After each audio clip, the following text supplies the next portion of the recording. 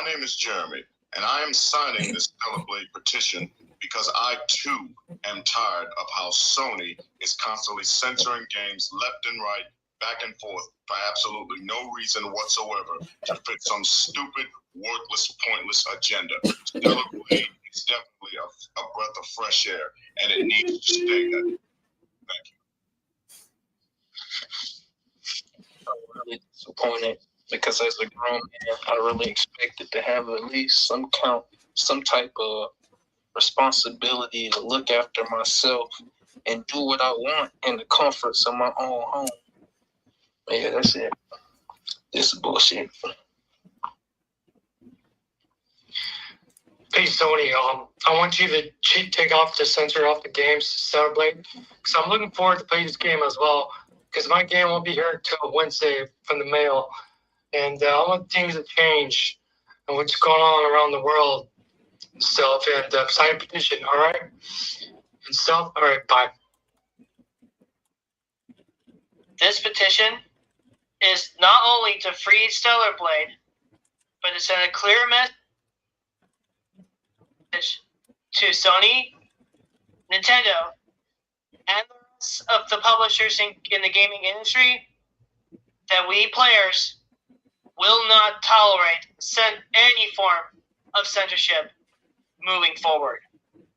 Thank you. Hey, my name is Elliot Gomez, and I'm here recording this video, letting you know to free Stellar Blade from censorship. This has gone too far, Sony. Why would you do this? You're a hypocrite for doing this. Please free Stellar Blade from censorship so we can get the original version I was intended to be. Thank you.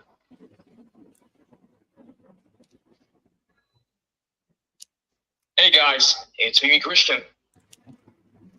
My name is on the petition. Sony, this means war. Woke mob, this means war. Grums, you have my sword and you have my shield. So let's get this ball rolling and let's finally hashtag free Stellar Blade. Let's end this. God bless. Japan is a bastion of sexual freedom, and the puritanical West are trying their hardest to bring us back to sexual repression.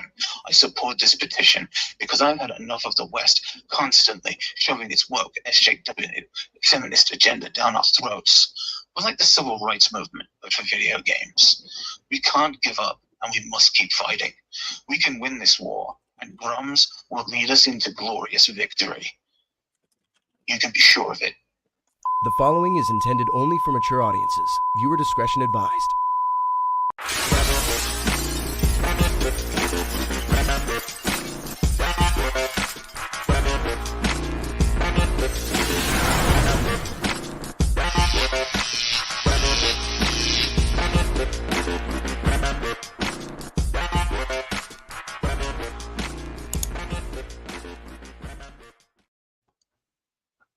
Let's go, people around the world. You know what you done tuned into. There's no reason for you to be confused here. Anybody that steps on the scene knows why they are here. People, we here. It's been a long 7-day stretch. They was telling me legal. No, wait till the end of the week. I was ready to fire it up. Not yet. It's only going to get better. I was ready to fire it up by Wednesday. No, trust me. It's going to get crazy out here. I was ready to fire it up on Thursday, Friday. It just kept getting worse, people. It got so worse that, man, it just became hilarious out here. I got B Congo in the building. I got Xbox International Podcast in the building with V Records in the building. Bro, I don't know what's going on with these clowns out here. V Records, I don't know, but I'm like B Congo, man. They down bad. Before we get this show started, man, you know we got to give the streets what they want. We had to come up in here, man, and get it popping. If you like what we're about, subscribe to the channel, hit the notification bell. Never miss a beat. Never miss a second. Never miss the ears to the streets. Never miss the echo chamber walls within the Xbox community, the voices without a voice. We represent them. Those out here that speak the Xbox language, that's what we're about. If you are a real gamer and you stepping on the scene, we're glad that you came by. To all those that give us support all around the world, we want to give a special shout out to y'all. We were supposed to be doing the show last night, and I had some bad storms coming through, so I didn't want this stuff getting cut off, all this technical difficulty stuff. So me and Lou decided to shut it down and give y'all something right now. Come up here a little earlier than what we normally do, but we're here, people, and we're going to have some fun. As usual, we're going to have some laughs. We're going to have some fun. Shout out to my man, Other Zeke, in the building. Shout out to Nene29 in the building. Jacob Novick. What's going on, man? Hello, everyone. Thanks for coming in. I go by the name of the New Legal. This is my comrades over here. I got Crazy Lou in the building, representing International Xbox Podcast. I got Spartan 117 out of the Canadian regions of the world, representing, as you already know, the Master Chief. We're here, people. We're here. Lou, I know you can't wait to speak, bro. Lou. Yo, they out here trying to sign petitions, right, over a character. They're out here, right? They're out here acting as if characters are real people. We're out here, right? Not buying our games, but having other platforms do better at playing and buying our games.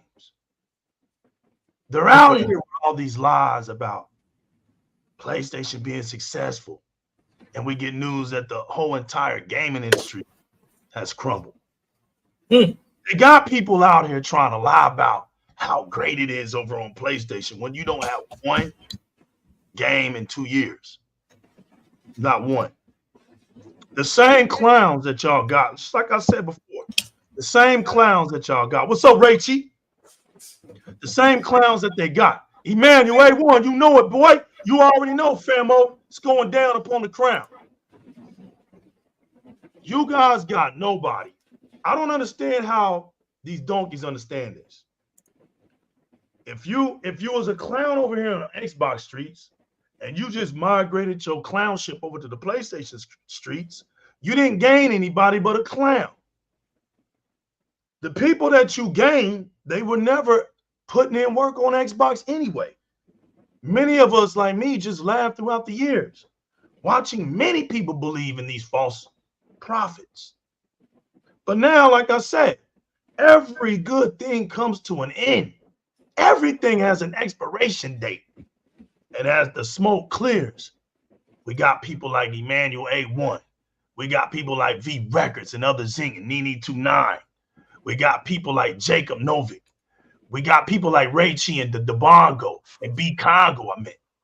We got people out here, the real Xbox community, that comes out here and listens into the language of Xbox fans. Now, no, just because the thing is, they like to make this thing called Xbox fans.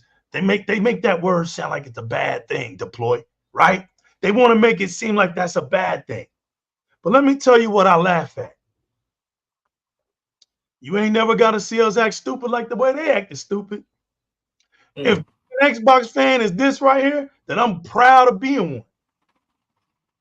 Because you ain't got me out here looking weak like these clowns. These clowns having breakdowns over video games. No, I'm just an Xbox fan. I'm just chilling within my community. It's simple. One thing that Xbox fans have in common is that we enjoy Xbox games. It's easy. Lou, it's not, and Spartan, it's nothing deeper than that. It's just, hey, man, we get on and we have fun playing video games on Xbox. We root for our investment, right? We root for a company who allows us to extend our investment. That's all this is. It's not about owning stock. When we get all this, it ain't about being a corporate slave. What are we doing out here? It's not about all this goofy stuff like my man Realist got me saying now. All this goofy clown, silly, sissy, vaginal stuff from men stuff. It's not about all that, man. It's just about this right here. V Records saying next month. No. It's next month. I had Hellblade 2 in my mind. I saw really simple. So I was thinking, no, it's this month. Oh. No, it's all about this. Being excited about next month's Xbox showcase with exclamation marks. That's what we're excited about. If you're not excited about that, you're in the wrong community. Exactly. Go to the community that excites you. But here's the funny part. We moved on to Unreal Engine 5, and you got clowns talking about Forbidden West, game that even donkeys didn't even buy. You got people out here talking about Helldivers 2. The donkeys didn't buy that. You talking about Final Fantasy 6. Donkeys didn't buy that. Forspoken didn't buy that. Returnal didn't buy that. What? There's not. Look. If you're one of these people out here, right, that are just waiting for somebody to be a liar coming from the headships of Xbox, you're lame. No matter what happens, Xbox fans know why they're Xbox fans. See, donkeys, let me tell you something about these other clowns out here. It doesn't matter how long they've been yapping their gums, right? Let me tell you what they never told y'all. They never understood why they was an Xbox fan. They were just in the community. That's it. Running their mouth. I told y'all they was all going to fail you. And you dudes thought I was lying. You got people out here trying to coattail. These coattailers know who they are. Scared to try to build an empire on their own because they know ain't nobody going to listen to them, Shane G. But get mad, Pyro, at people like me and Lou who are just out here 10 toes down. We say what we want to say and we go on about our business. We don't care. We got a platform because we just like to talk within our community. We're not here to have a Hollywood platform.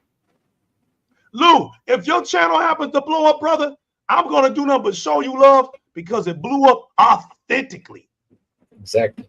It blew up with Lou being himself. It blew up with Lou being crazy Lou. Being himself. Crazy Lou and his crew do beautiful things because they help spread the Xbox community across the seas. They actually got English speakers and they actually got people within their group that have a section for Hispanic and Spanish speaking people. And so they keep this language, of Xbox fanship going. They do good work. Oh, but no. Nah. Because we understand what this is all about. A lot of you clowns don't have real gamers listening to y'all. Real gamers wouldn't listen to none of that trash. Because of this right here. I'm going to let that breathe for a minute. Look what Deploy just said. Real gamers do what, Deploy? Right there. Right there. When you are playing games on Xbox, you're going to speak that language like you play games on Xbox. We came here to talk about Xbox. We come here to build this community up like the veteran general used to say back in the days, bro. Legal, when they come here, it's about celebrating Xbox. If you come here and that's not why you come here, get out of here. You wasting your time coming to Di-RRec Gaming and you don't want to celebrate Xbox. You have wasted your time. All the narratives are gone. What are y'all going to do now? Humpty Dumpty sat on that wall, didn't he? Now Humpty Dumpty had that great fall. Y'all going to put them back together? Are these clowns buying y'all video games? Right, Jacob? I'll let the streets talk. Look at Jacob. I let the streets talk. Y'all ain't gonna shut up the streets. See, the one thing about the streets, it's undefeated. You either out here or you're not. And most of y'all scared of the streets. That's why y'all do a bunch of that clown work. You get up on social media, and the first thing you want to become is Dikembe Mutombo. You want to start blocking everybody just so that you can type your stupid stuff and not be accountable for it. What you scared about? We're just gamers. What you scared about? We're just gamers. A lot of y'all up here with fake followers and fake subs and all this fake stuff, man. It's hilarious, bro. What y'all worrying about? Not being popular? Well, the truth ain't popular. Because if the truth was popular, people around the world would be doing what they're supposed to be doing. Mm-hmm. If the truth was popular, facts, Emmanuel, salute to the general. Because he put that in stone for Di-RRec Gaming. That's it. I let Jacob do his thing. Yo, Lou, yo, Realist, yo, Spartan, the streets is undefeated. I got my man Pyro speaking his thing. You got people talking about Starfield, and they ain't even put those hours in. Come on. Starfield now is at 60 frames, just like I said it was going to be. You see how those PC guys shut up? Reason being because they know 96% of PC owners are at 1080p 60 frames. You know what my 4K 60 frames cost me, Lou? And I ain't even going to speak to Realist because he'll eat that up. When Realist talks about PC, he makes PC people feel bad. So I'm not even going to get him started. 117, it cost me $49.99. I'm sorry, I'm lying. It cost me $499.99 plus tax. I didn't want to get them fired up, Stone King. Xbox costs $499.99 plus tax. Unless you get it on a deal for $50 less. What up, Stone King? Go 6, what up? This is what we come to, people. This is where we at. We in the circus now. That daggone Xbox showcase got them hurt, Lou. They hurt. You got your own show. What's up, Sick Slayer? They got their own show, Sick, and they ain't happy. Sick. Watch this, Sick. We're the only ones still waiting on games this year. They've had plenty of games, Sick, and they can't even talk about them. You know why, Sick? Because they don't play video games. They got all these games that came out this year, Lou, and they're talking about Xbox. Well, they got one good reason. Xbox just does great things. Like actually have games that are using next-gen engines that actually mean that's next-gen. Just because you got a new console don't mean it's next-gen.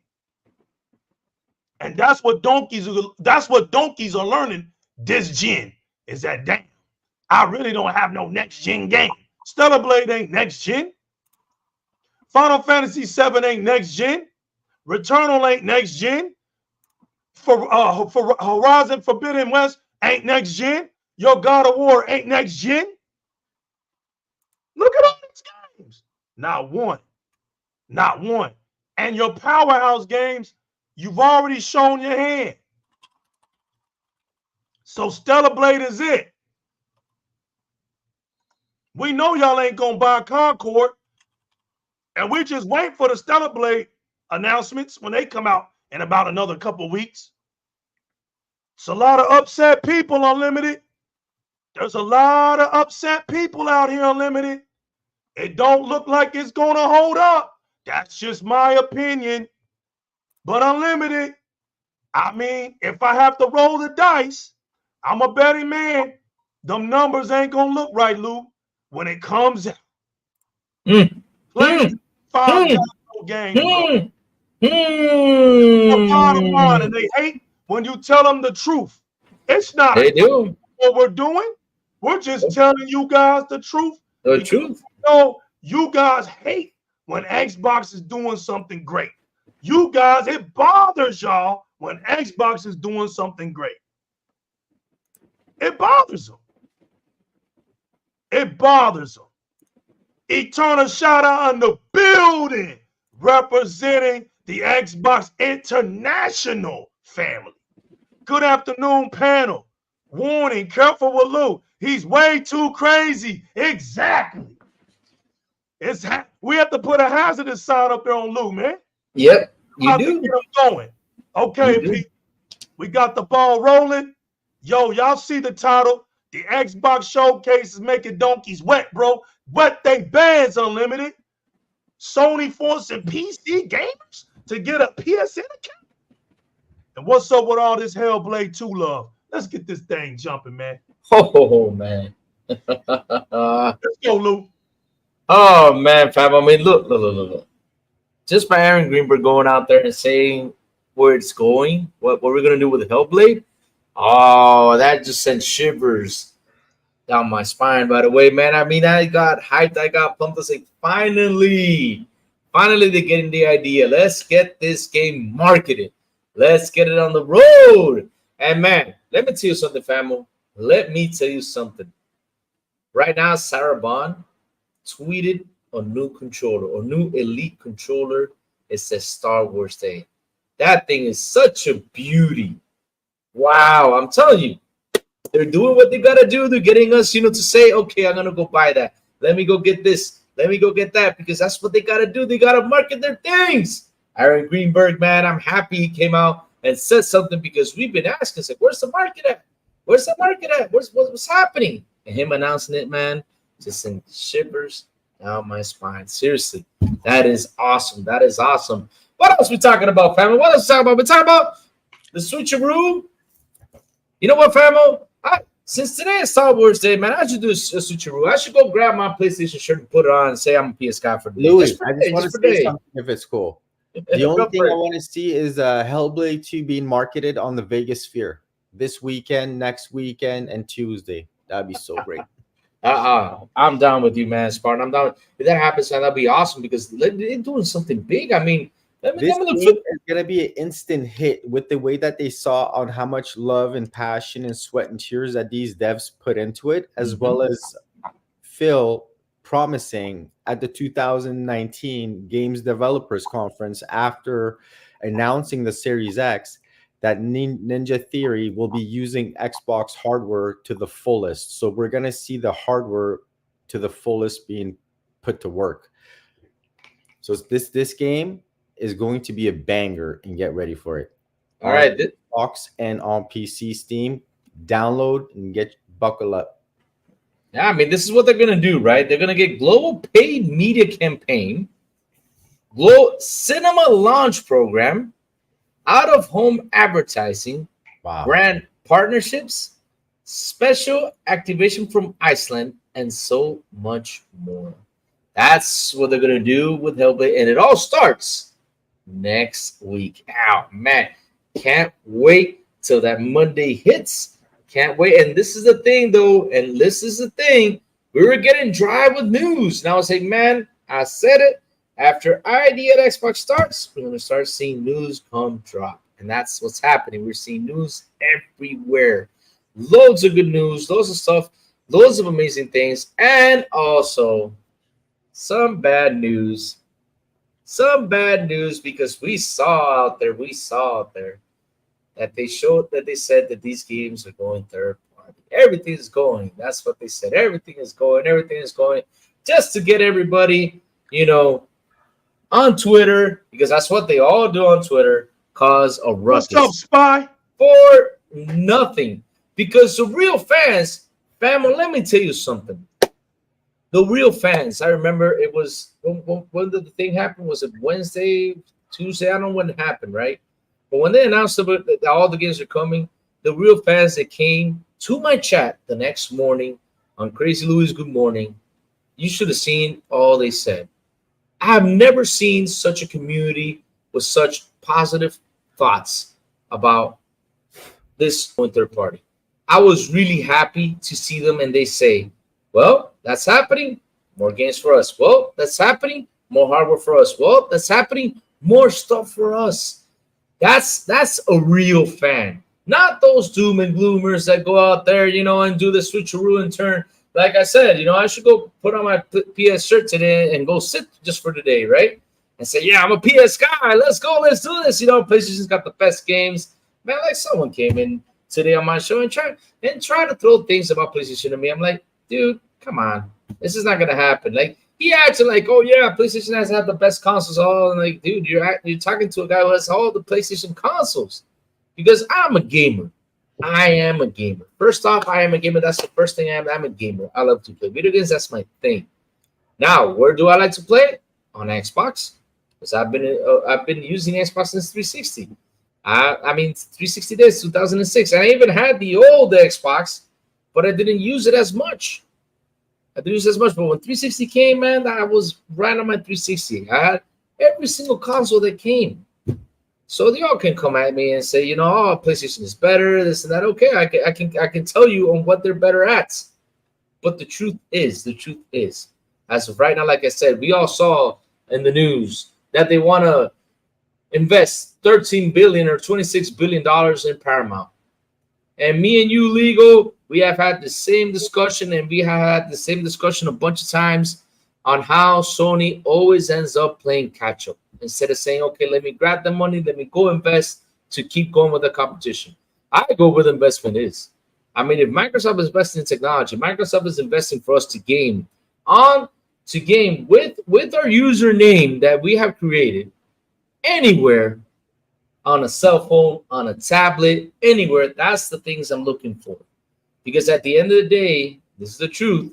We come home, we turn on our console to game, but sometimes, if it gets too busy, we would love to find a way to sit down during our downtime and play a game that we've been playing to catch up for a little bit, just to relax our minds during work, in the doctors, on an airplane, everywhere we go. That's what Microsoft is doing for us gamers.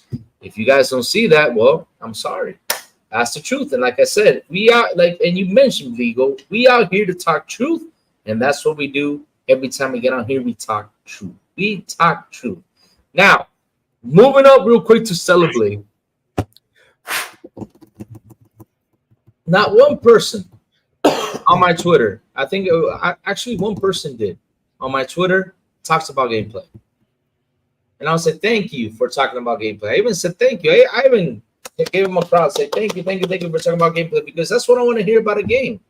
I don't want to hear about what the girl looks. I don't want to hear about no. Because listen, graphics are graphics. This is a fictional character. Okay, I know they grabbed a real model. They probably did to do the model and everything. I get that. Okay, it's cool. And I understand that the advertising was probably that you got to see this girl this way. Lou, Okay. real quick. But for me, what's Lou, up? real quick. What's up? You got the girl in your mouth, right? Yeah. And it's funny to me because everybody wants to listen. It's all cool, right? Like you said, they went out and they got a real model out of South Korea. Yeah. She does fabulous work. She does fabulous work as a model. She does real good work, right? And the way they were able to use her image and help create this fictional character, look, it's awesome. Yeah. Is the game the most stellar game that we've ever seen in our lives? No. Is the battle action or the fighting style of the game something we've never seen before? No. So it has a familiarity with Nier Automata and Bayonetta. It's those type of games. That Stellar Blade fits in that type of description of games, right? It goes into that model scheme. Now, let's flip it for a minute. I just want you to think about this, Luke, and everybody else. We got a real woman as well, right? The team is using next gen facial technology. I forgot the name of it. Photogrammetry. There you go. That's never been terabytes. Femo. Terabytes. There you go. Femo. This stuff ain't been done in gaming, on console gaming. This isn't the normal stuff that's going on. Then, of course, they're mocap in the game. Every body movement you see, everything that you see It's her own actions. This is not just her, you know, her body image, I mean, her facial images and stuff like that. And then they put it on a fictional character and she's doing all of this stuff. No, this is actually her movements, her real movements. Third, she actually went to train how to fight with a real sword. So the combat system in Hellblade 2 is realistic combat. Okay. Third, they did their own clothing. Lou, Spartan, Realist, they did their own clothing. Okay. I don't even know where to start, where to end with this game. When you talk about the actual work that went into it, it's almost like they were making a movie, bro, a short film. You're talking about 9 hours of a movie. That's a trilogy. So they basically did a trilogy that we can play. Now, for everybody out here that's making fun of that, sounds stupid, because this is kind of like a movie. I don't know no movie that's in the theaters that you go watch for 9 hours. None. Normally, trilogies are broken up. You watch the first part, they tell you, and 5 more months, the second part is coming out. 6 more months, the third part is coming out. Then it comes out on Blu-ray, full set, trilogy set, you know, like that. So the fact that we are actually getting a movie cinematic game, right, with all this stuff that they had to do, and look how nobody likes to talk about it. And let me tell everybody why. We come here to tell the truth. It's because it's an Xbox game. How do we know this? We saw people lose their mind over Starfield. It's like Xbox can't have its own games. Xbox can't be proud of what it makes without people feeling like it's got to go everywhere. Well, see, that's an insecurity, man. Like, honestly, I'm going to be real with y'all. Yup, Joggle, that's right. The Lord of the Ring trilogy was about 10 hours. That's facts. What's up, Snooki? Listen, this is the truth, right? I've never been the kind, and it goes back to what Rilla said. I've never been the kind that pouted because Spider-Man was on PlayStation. I've never been the kind because Kratos is on PlayStation. I've never been the kind Aloy is on PlayStation or Ellie or Nathan Drake. You know why? Because it doesn't bother me no more than to know Mario is on Nintendo. Because I keep telling y'all, with me, I came up in an era where you respected the differences. See, today, they don't even want to respect the differences. To me, when gamers in the industry can't respect the differences, it's time for me to go a little bit. It's time for me to back off from gaming.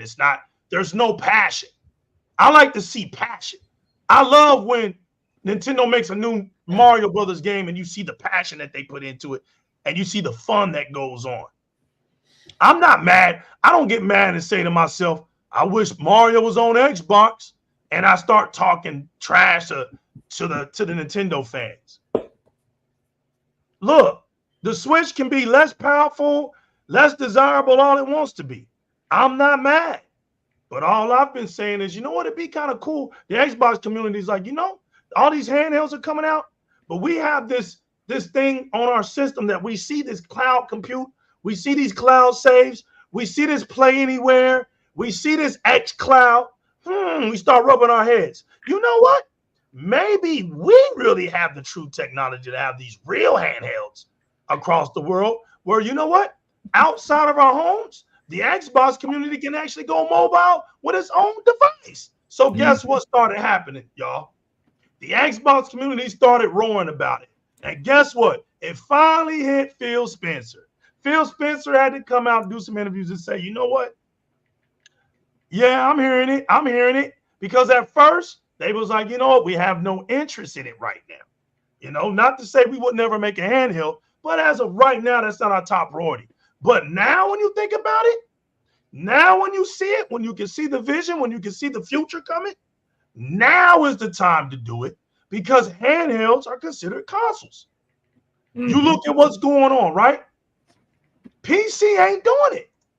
And listen, we're not here to talk about PC gamers, but we know that PC likes to jump into the console conversation because, like my man Realist told me, it's boring over there.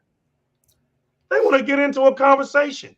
So let them get into a conversation. Okay, they told everybody they're the master race. Everybody else is peasants. They got into this, right? They jumped in this, running their mouth, showing us their beautiful UFO lights in their bedroom, sitting 1 foot away from the screen. We saw y'all. We got you. Demonstrating all your beautiful colors in your room. We get it. And y'all wanted to talk about how fast you playing a game. Okay, we got y'all. But when we looked at but now when we unfold that cover, right? And we burn down that curtain and the veil splits and zombies come out of the ground, we got news that PC's only 29% of the whole gaming market now.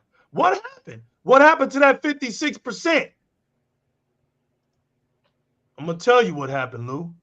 People started to realize, forget all this damn, like realists would say, people want convenience. You come home from a long day's work, Lou, and all you got to do is turn on your console, whether it's that PlayStation 5, the Switch, or the Xbox, right?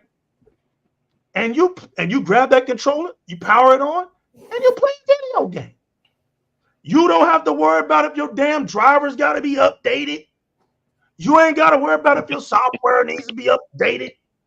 You don't have to worry about if your sound ain't gonna work. Oh, what I got to do? Oh, I got to upgrade. You ain't got to worry about none of that. Because your console upgrades on its own. It keeps everything current. It's fully optimized. And every game that's put on that console is the way the developers left it. So if they make a garbage game on console, guess what, everybody? You can take it to the grave that game is dog shit. You can't do that with PC.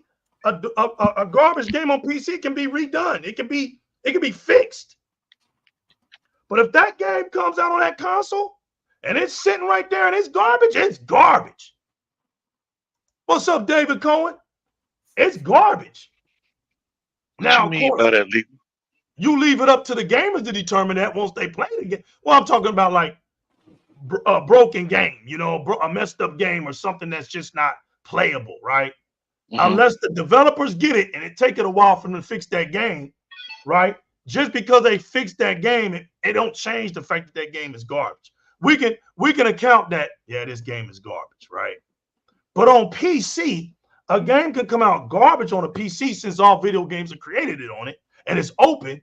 Developers can do whatever they want. They can switcheroo things. They can come back, flip it upside down, redo it, just like when they started on the game.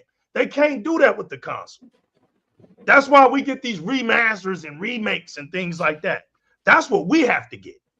Because once that game is done and it's been put out and it ain't in development no more, like they're not working on it, it is what it is. Just like our specs. We all know, realists, when we bought our Xbox, we're buying it based off the specifications. We want that box to live up to what those specs say. A console owner can certify himself. Yup, my console can do this.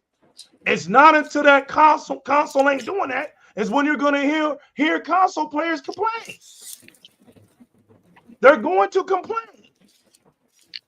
What's up, Future? But everybody knows now that the biggest line that anybody is saying out here, y'all, is that people are leaving consoles, realists.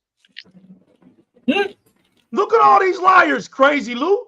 Look at them. Look at some of these YouTubers out here still to this day talking about consoles are they're going to disappear and everything's going to PC. That's what they actually think. But when you go and you look at the market, it's telling you otherwise. It's saying the console is growing. I got a question. I got an important question, Famo. Yeah, right. Let me finish this real quick. Consoles are actually expanding gaming. Go ahead, Crazy Lou.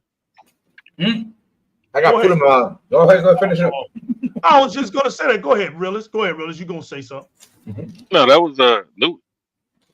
Oh, okay. The question is, has Blu-ray disappeared? That's right. No.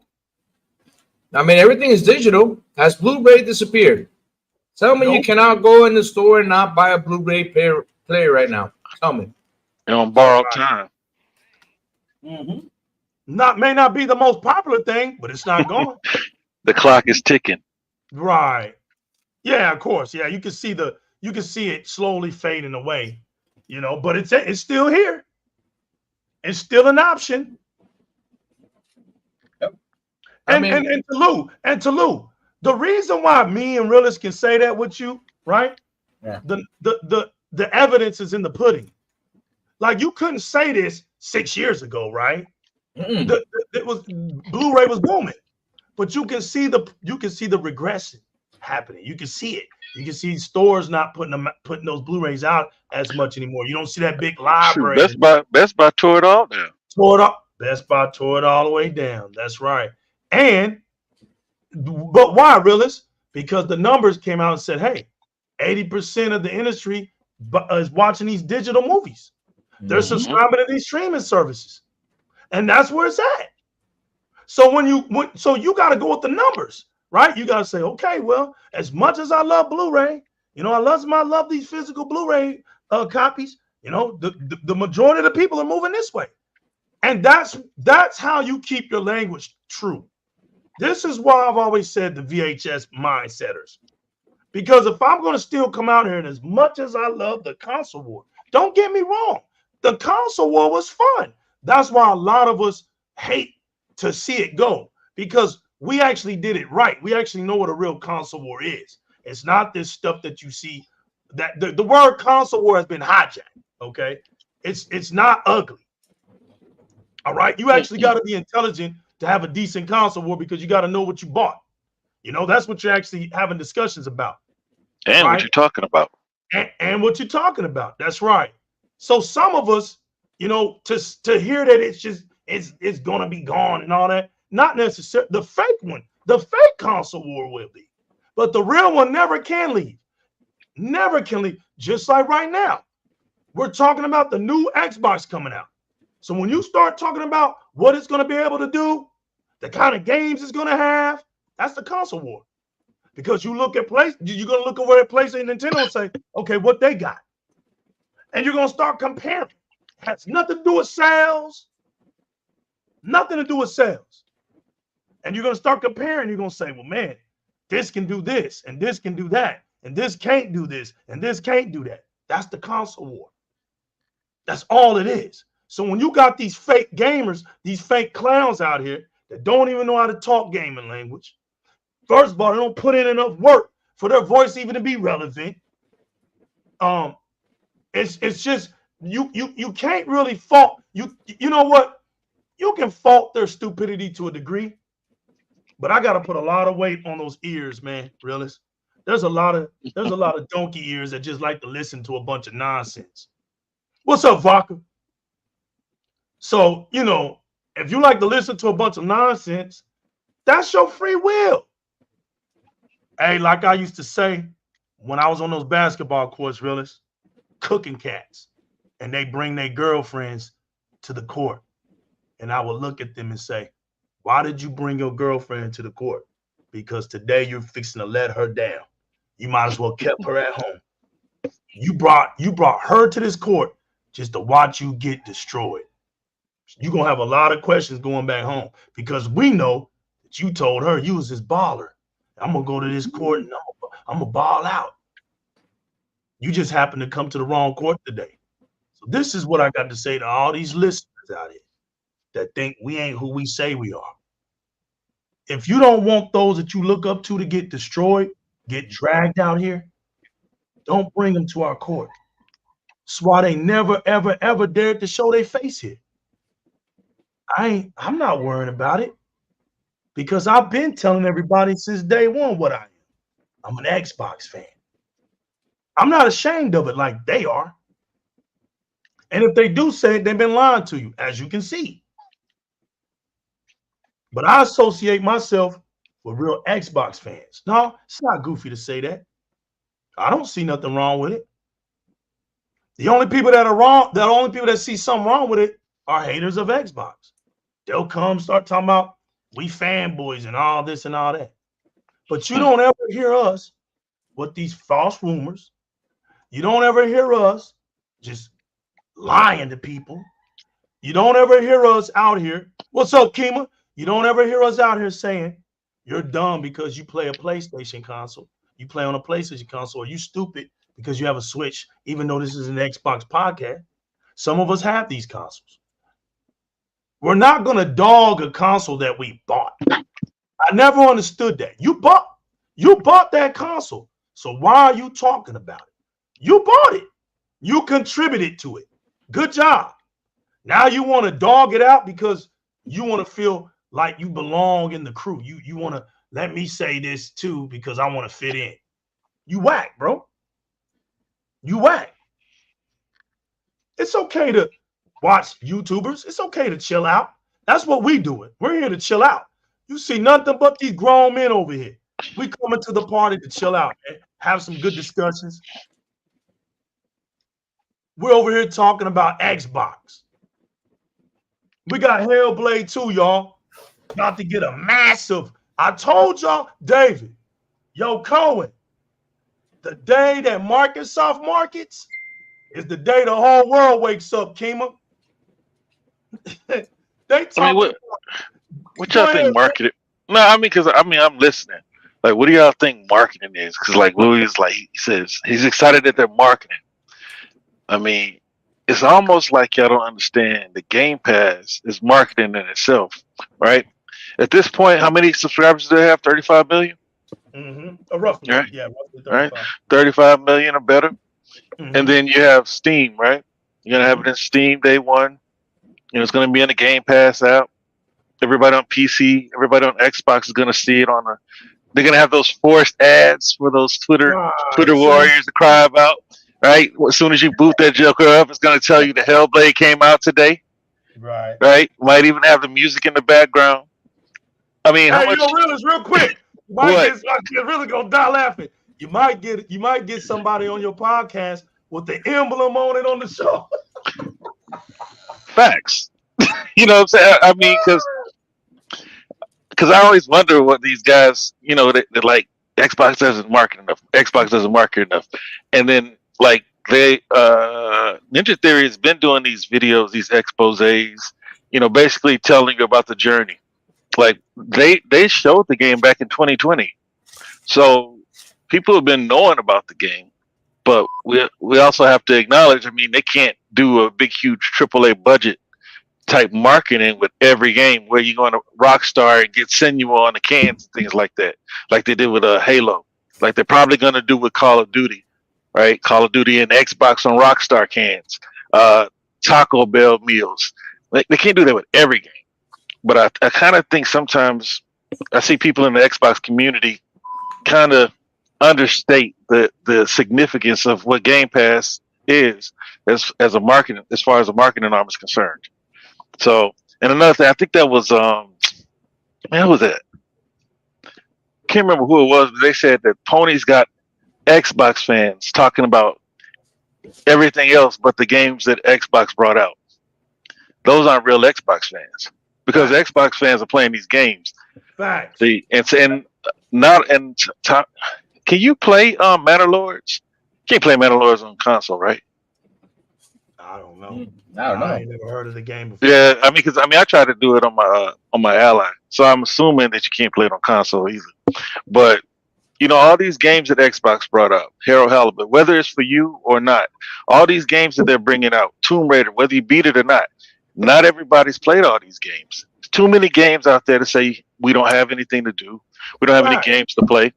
Too many day ones hitting Game Pass to say that Microsoft doesn't know what they're doing or they're not doing a good job.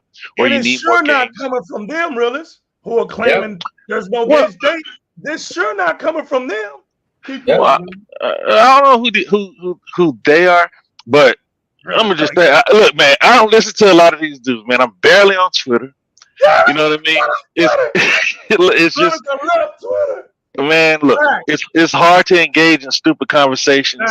Yeah, It's disheartening to see my weak ass Xbox community not being able to stand up on Xbox, not being able to say, look, this is what I'm doing over here. I don't know what you're doing over there. Right. Right? You obviously have nothing to do if you're sitting around waiting for an Xbox showcase. You all right? This dude, what's that dude? I did hear about Japan hates Xbox begging for for an update for PlayStation. Like that's how bad it is over there. These dudes don't have a game coming out until the end of the quarter. Right? I think maybe that was Vodka that said that, but they said that the end of the quarter. So a lot of people saying, oh, the first 3 months. Man, that left them open to be able to release the game anytime after March. Right. What's good? So like these dudes have no games to play. Helldivers is what they have. They're pissing off people on PC. That was who's driving the game. What else do they have to look forward to? They better hope that Bungie can get off the pot. They better hope that what's that burger game? Honestly, realist right now, they flattened the roof. WKA, what's good, baby? They're right now from every Dude, did you just shout out that pony? They can't right now. Even Bungie, any Naughty Dog, whatever they have, they're restructuring until end of 2025. We won't see a game, especially with that Wolverine leak and other leaks too. I'm hard on them. All right, Sammy, but I think they'll come up with something. You know what I mean? One of those single player games, something from first party. You know what I mean? It might be like a little standalone. You know, they love to do standalones and charge people $50 for them, right? Yeah. Give them a little 4-hour game. It'll be something. You know what I mean? They might what New Game Plus on a game that should have had it at launch. To be honest, and I'm not joking, I just hope Microsoft sends a few more games out there for them so they could play until they wait. I don't. I don't. Hey man, look, man. I'm the Xbox fan that says, look, man, I can control what I can control, and if they want to put games over there, hey, I ain't happy about it, but hey, what the hell am I going to do about it? You're dry. You know what I mean? They need help. Hey man, when Xbox need help, what they do for Xbox? Oh, the Xbox is America. They're like head of NATO. They need ammunition. Hook them up. They'll pay us back later. They hooked up a little. Realist. You know what it's doing. You know what it's doing. I don't know if you saw that beautiful list that came out there. I don't know if you saw that beautiful list. Bro, I even broke down how they're taking over PlayStation and they're gonna eat them from the inside out. I got all the theory. I still don't want to see these, especially Rare, right? Because hey, bro, as a fanboy, I was like, man, they're not putting Xbox Studios games over there. These are Bethesda and Obsidian. Man, then we see a Thieves and Rare, like, oh shit. But dude, look what's happening. They're buying them. Especially when they said, you know how many times they told us they don't want our games? Wait, but we know that's a lie. See, they put God of War on Xbox. I'm not buying that bullshit. Right? Yeah, it doesn't matter. Yeah, see, that's the thing. We've been talking about that. People know why they buy what they buy, right? Yeah. Like I said, it doesn't bother me, Lou. I never was the kind of person that got mad because a certain game ain't on what I buy. What I buy, I know the games that are on it. That's the reason I'm buying it.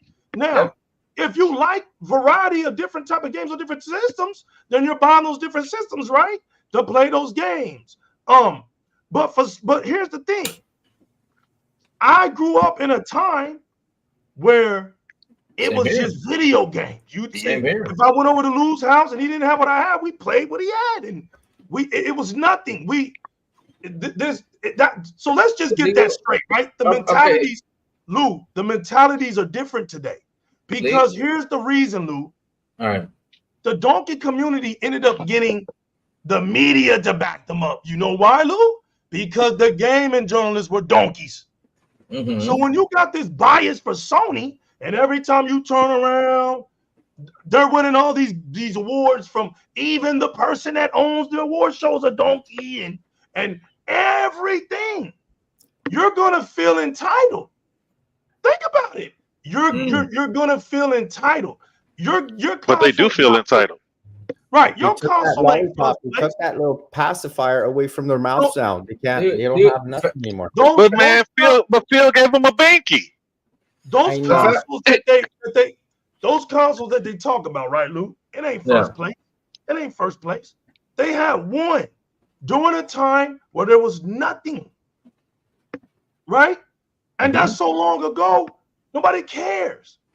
But we're talking about a community that thinks every game that comes out is the greatest game that ever came out. No, they talk like it is because the sales don't reflect all the hype. Exactly. They talk like how it is because, like I said, I always said this, right? I've been for years listening to them saying they have the greatest games of all time.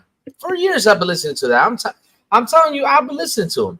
But just like the realist said, but when you look at the sales, what the hell's going on? I mean, aren't they that great? Because, I mean, they talk about it like it's the best game that ever came out. Because, listen, if I sit down and we talk about, let's compare a PlayStation game to a Nintendo game. Who's more successful? Who's more successful? A Nintendo game or a PlayStation game? Who's making fun games? Exactly. But listen, Last of Us, because, let's go into perspective, right? I played Last of Us. I have played Spider-Man. I have played a bunch of these Sony games because, listen, first, like I always said, I'm a gamer. That's the first thing I am. I'm a gamer. I buy my consoles to play video games. Second, I'm a fan. Fan, what I mean is like a fan of the brand. Like, for example, I'm a big fan of Xbox because of the way how they do things on Xbox. That's how I am, right? So I play Last of Us. I beat the game. Wonderful game. That's cap. But wait a minute. Is it the best game ever? A best game for me is a game that I will sit down and replay it again. If it's a single player, we'll sit down and replay it on it, Lou. That's right. That's what I will do with the game. And I've done it with many games. I mean, I can mention you one. I can mention you like probably 5. Chrono Trigger, which is a Super Nintendo game. I don't know how many times I beat Chrono Trigger. Doom, because I love Doom. I love Doom. And I grew up with Doom. I mean, Doom 2 is my favorite game of all time. My favorite #1 game of all time. Red Dead Redemption 2. I'm gonna start a 3rd playthrough once the patch comes out. 3rd playthrough. Red Dead Redemption 2. That's 3 games. Then you have another one that I have played and beaten it many times, and I always said, "Damn, why don't these guys make this game again or make a continuation to this game?" Sleeping Dogs. I love Sleeping Dogs. I restarted that last month, and I played it in my spare time. It's such a beautiful game, man. Doesn't Microsoft have some type of connection to that game since they have Activision? Because that's true crime. Can I say something? No. It's Square's game. Square did that, Sleeping Dogs. But I'm talking about the True Crime series. Square didn't do the True Crime series though. I like what David Cohen just said, y'all, and I actually agree with him. What? I actually agree with him because when you're on top, you always got to make sure everything counts and everything matters to stay like that. It's a lot of more stress, right? But listen to what David Cohen has said. It makes perfect sense. Because look, let's just be real about this, right, realist? Right, Lou, right, Spartan, right, chit chat. Okay, let's look. Like I keep saying, the most beautiful thing that ever happened is Microsoft went to court. Because man, what we don't get from this weak ass gaming journalist, everything came out. So let's just stop pretending. Let's stop having donkey mindsets for a minute, and let's just be real about it. What makes a business #1 is its bank. It's what it can do financially, right? And Microsoft can damn near almost do whatever it wants, whenever it wants, almost. And when it does something real huge, like by the damn Western Gaming Library, which was ABK, right? They had to go to court for that. You know why? Because that was $70 billion, right? Something that massive without anybody coming to them, questioning them. Bro, Sony, let's just be realistic. What Microsoft did with ABK deal took Sony right off the board. Yep. Sony literally needed help from courts. Microsoft had to sign agreements and all of this just to keep this gaming company relevant. Let's just be real. I'm not just saying we heard the whining of Sony, right? Now, why when you we dig into the paper, that's right. When we dig into the paperwork, we find out really who is last place. Donkeys hate this type of stuff, you know. They don't like this type of stuff. You talking about the truth? Right. We don't care, realists. We don't care. Here's the truth. When we went to digging into that paperwork, we found out who really is last place. It's Sony. You're last in profits. It doesn't matter what you do. Now, Lou, this is the crazy part. That wasn't good enough, Lou. Even realists, I know it's hard to believe, brother, but that wasn't even good enough. John TJ, I got you. Don't worry. I got you, famo. That wasn't even good enough, y'all. Now we get a report that 48% of the industry is down, no matter who it is. You see what happened, realists? That was the news that donkeys never wanted to hear. Well, see, we've been saying that on the show. It's just now a third party gets to substantiate our claims. That's it. But what media is doing right now is setting up the field so when the news comes out, it doesn't be that disappointing. That's why media is now talking about it. Yes, because it's happening. And this is something real important, guys. This is something real important. And I mentioned it earlier on my show today. Guys, Apple is down. It's down. Apple. And Apple is a necessity. It's not a hobby. It's a cell phone. It's a cell phone. If a cell phone is down, and that's one of the biggest sellers out there, Apple. Same thing with Samsung, same thing with all these other companies. They're down.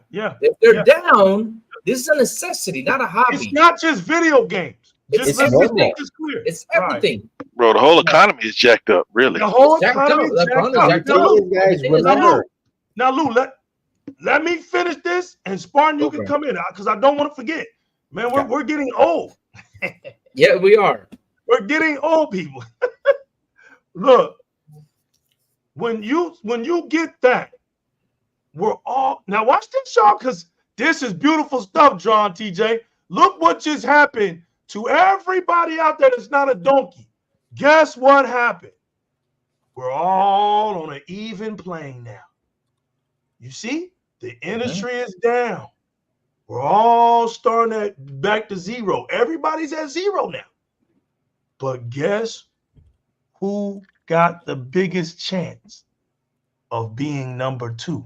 Because that's really, like my boy Cohen said, Microsoft don't need to be number one. They don't want to be. They just want to be number two. But watch this. Being number two, that's influencing everybody else. Microsoft is like this. You can be number one. That's good for our business because we're the ghost in the shell, right? So let's just put it like this. If we're all starting at zero, let's go from there, people. Who's got the next gen games coming? Back to back to back to back. Let me name them off for you. Hellblade 2. Gears of War 6. State of Decay 3.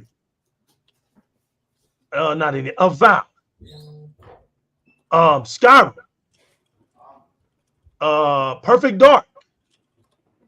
The most mysterious game at all is my guy down here, but I'm rooting for it.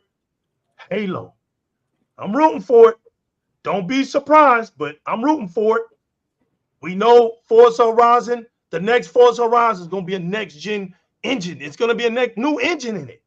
We all know these things. Oh, Fable. Fable. How did I forget Fable? Look at the list. That's 9 games. There's a possibility that Arc 2 might be, but I don't know yet. Is that it? Was Stalker 2? Stalker 2 ain't using the next gen. It's still using the other one, but it's maximizing it. No. Yeah, they're maximizing it with new upgraded tech with the Di-RRec Ultimate, all that stuff. So they're using that. But I'm talking about the full-blown engine. That's 9 games. And Microsoft could be here. If they're listening, they're laughing because it could be more. We don't know everything, but I'm not here to lie to you. Look at that and compare it to everybody else. Look at everybody else right now. Look. Hey, you forgot about Outer Worlds. You forgot about a few other games they announced. Exactly. Don't be like the ponies. Let Stalker's third party until Xbox goes out and buys it. Yeah, you know that. Right? Yeah. Hey, Xbox has 35 studios and over 50 teams.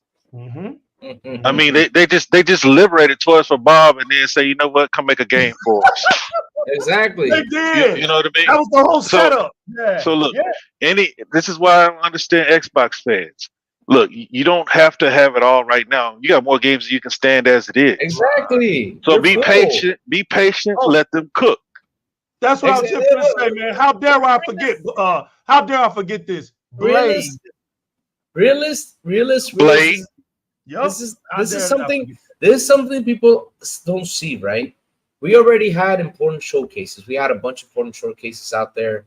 They were out there. We had important. This showcase is going to be one of the biggest ones for their titles. It's going to be a big one. Not important. It's going to be a big one. Now, like I said, and I say this a lot of the times, I have all the consoles. But what console has me gaming? The word is gaming. And that's what these machines are made for. What console has me gaming? That's right. And it's not letting me see anywhere else. It's not because I don't want to see over there. Right. It's because it's got me too busy gaming. Right. That is an Xbox with the service and its Game Pass. Because with a good service. Listen. Right. A phenomenal service. Listen. Right. As New Legal said, we're getting old. But back in the day. Back in your day. Back in your day too. Because I know you went there. And I always say back in your day. No, I know you went there. I know all of us, Lou. You know what we did? We went to a big store and we grabbed a box and looked at the art. Oh man, this is cool.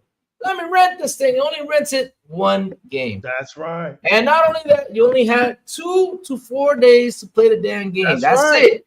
2 to 4 weekend. days. A weekend. That's it.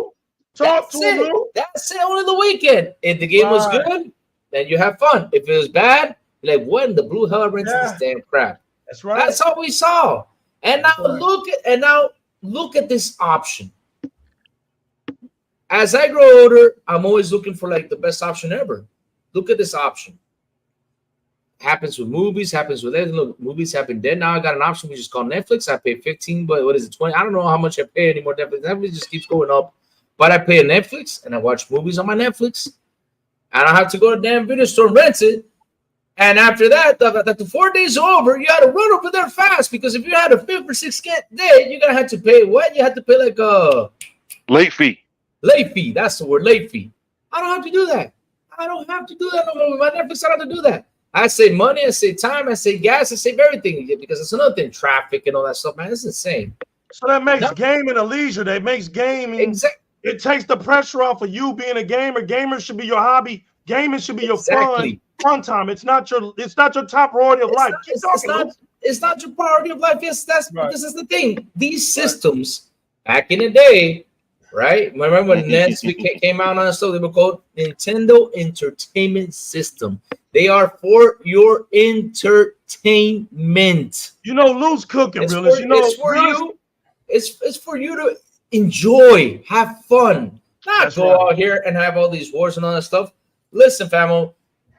For example, we were talking about releasing games over there and everything and all that stuff. Back in the day, you guys do not know what was exclusive back in the day because the word exclusive is real important.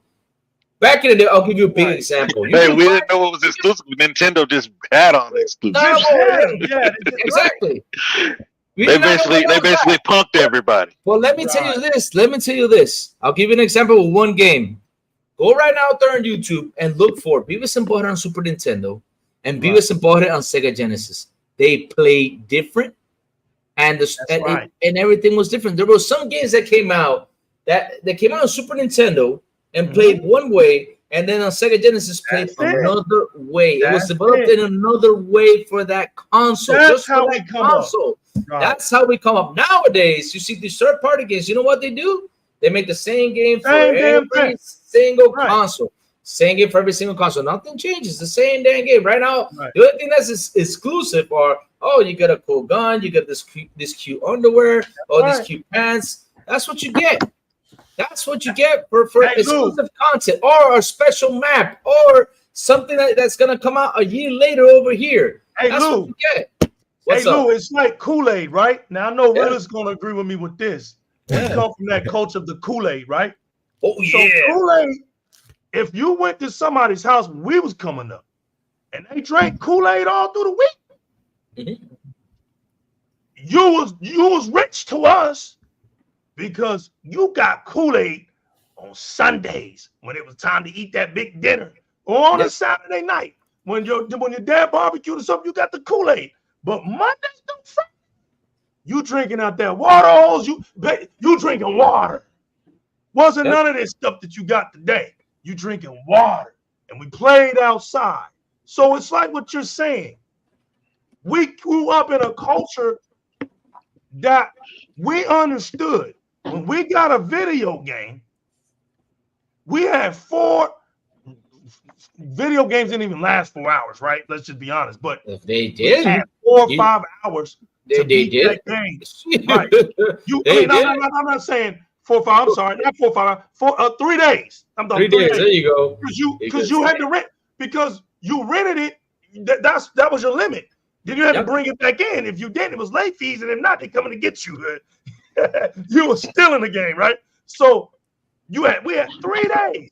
That's a good point, Lou, right there, because when we got those games, it was time to handle business. From DJ. Afternoon, guys. Everybody, please hit the like button. So much good news. June 9th is going to facts, man. This is an Xbox fan. 3 Keep days. up the amazing content, New Legal. Appreciate you, bro. And I got y'all coming back down. Don't worry, y'all. I got y'all. I gotta hit y'all. I gotta hit him again. So you know how drawn TJ is, y'all. So y'all gotta bear with us. He's gonna keep going. Yep. TJ again. No Activision owns True Crime. Look so flux.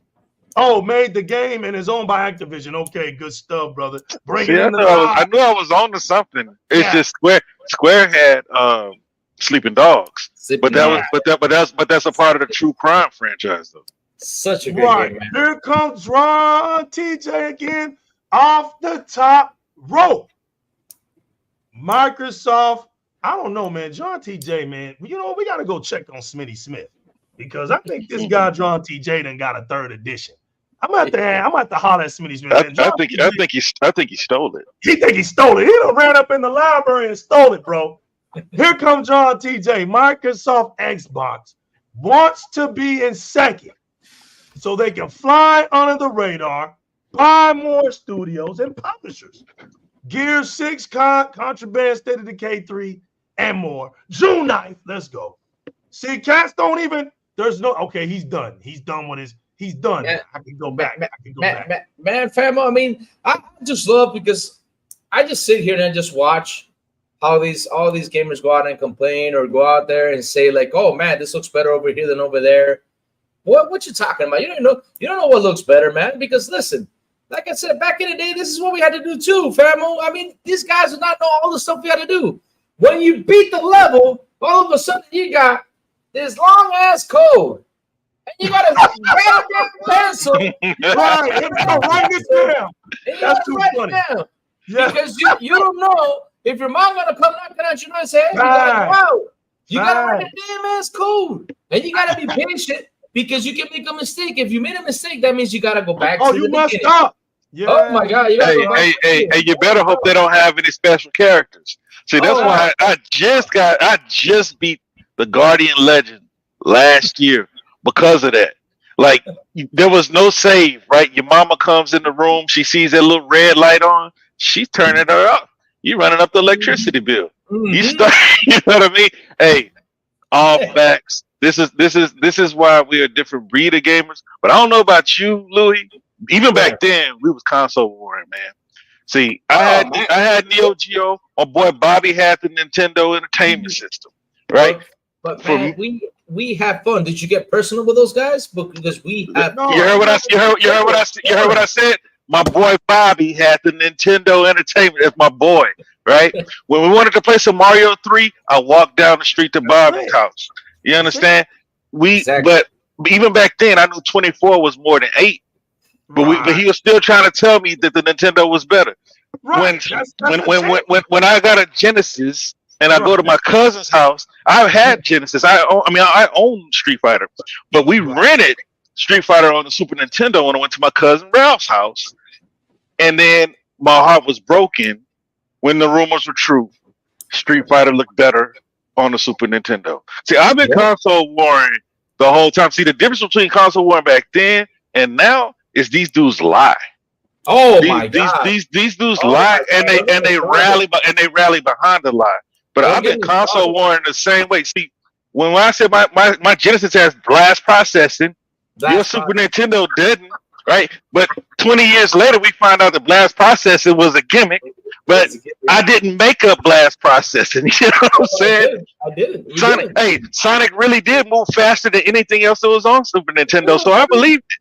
But I've been console warring the same way. Yeah, we talked our junk and we played our games. But this generation is totally different. They don't go outside. They don't see anybody. They talk reckless because they don't go outside in real life. You see what I'm saying? So it's just a totally different ball game right now, bro. But I've been console warring the same way this whole time. When Will's about to kill me, boy. He's killing me. I had the Nintendo 64 while everybody else was talking about a freaking PlayStation. I had a 64 too. 64 is more than 32. All right, bro, it used to be about what the console could do, and we would talk about that. Then all of a sudden, it became about like exclusives, and we have this game, and you don't. And blah blah blah. You're telling me that these dudes up online talking all this trash, typing all these buttons, and in real life they fat as hell, man. They running around. I never said that. Spaghetti stains on their shirt.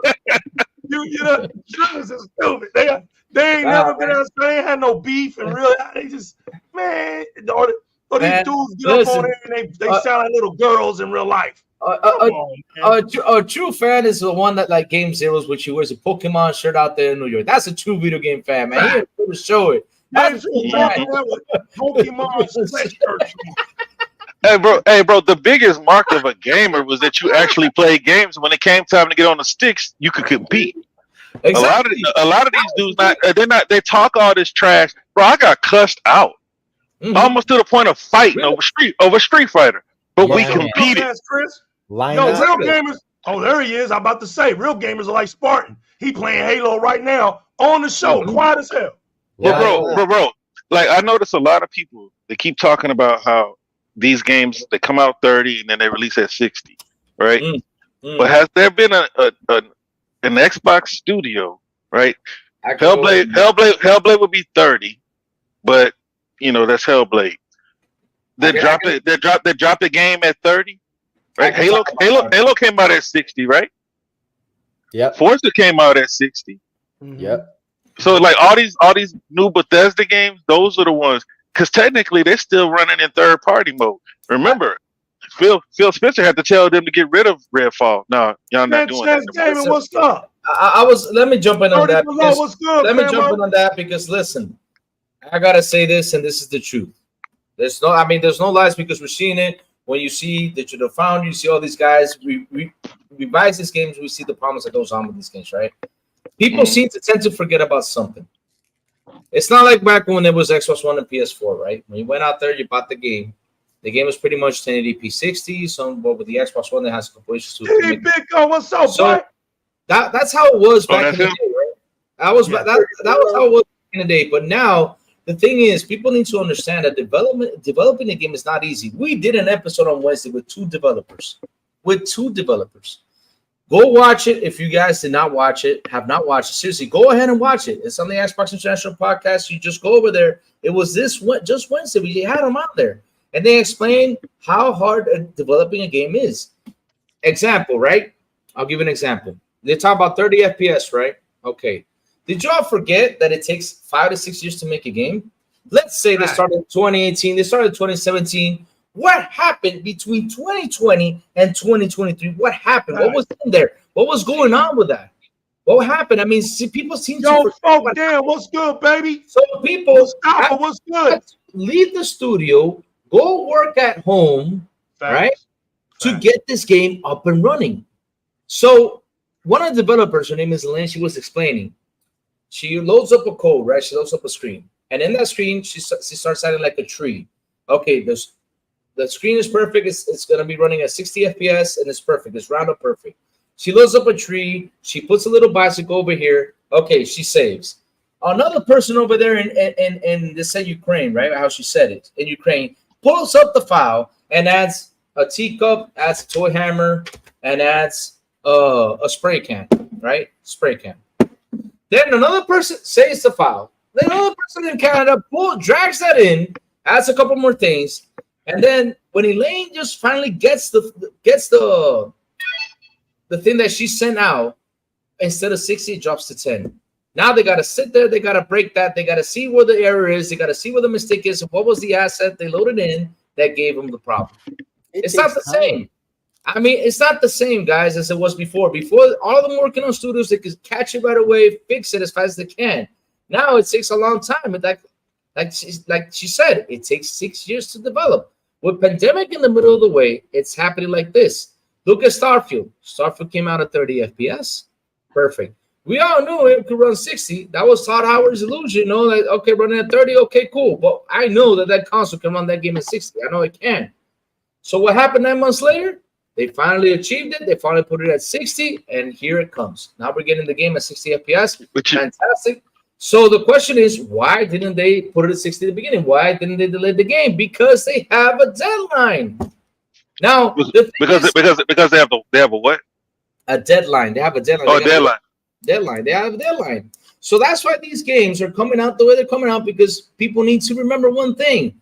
There was a pandemic, and it takes them 6 years. It's not like, oh, let me see here, let me make a game in 24 hours and let me send it out. No, that's not happening, guys. We're not up to that. I wish we were up to that. That would be fantastic, because that way we can get our games faster. But it takes them 6 years to develop.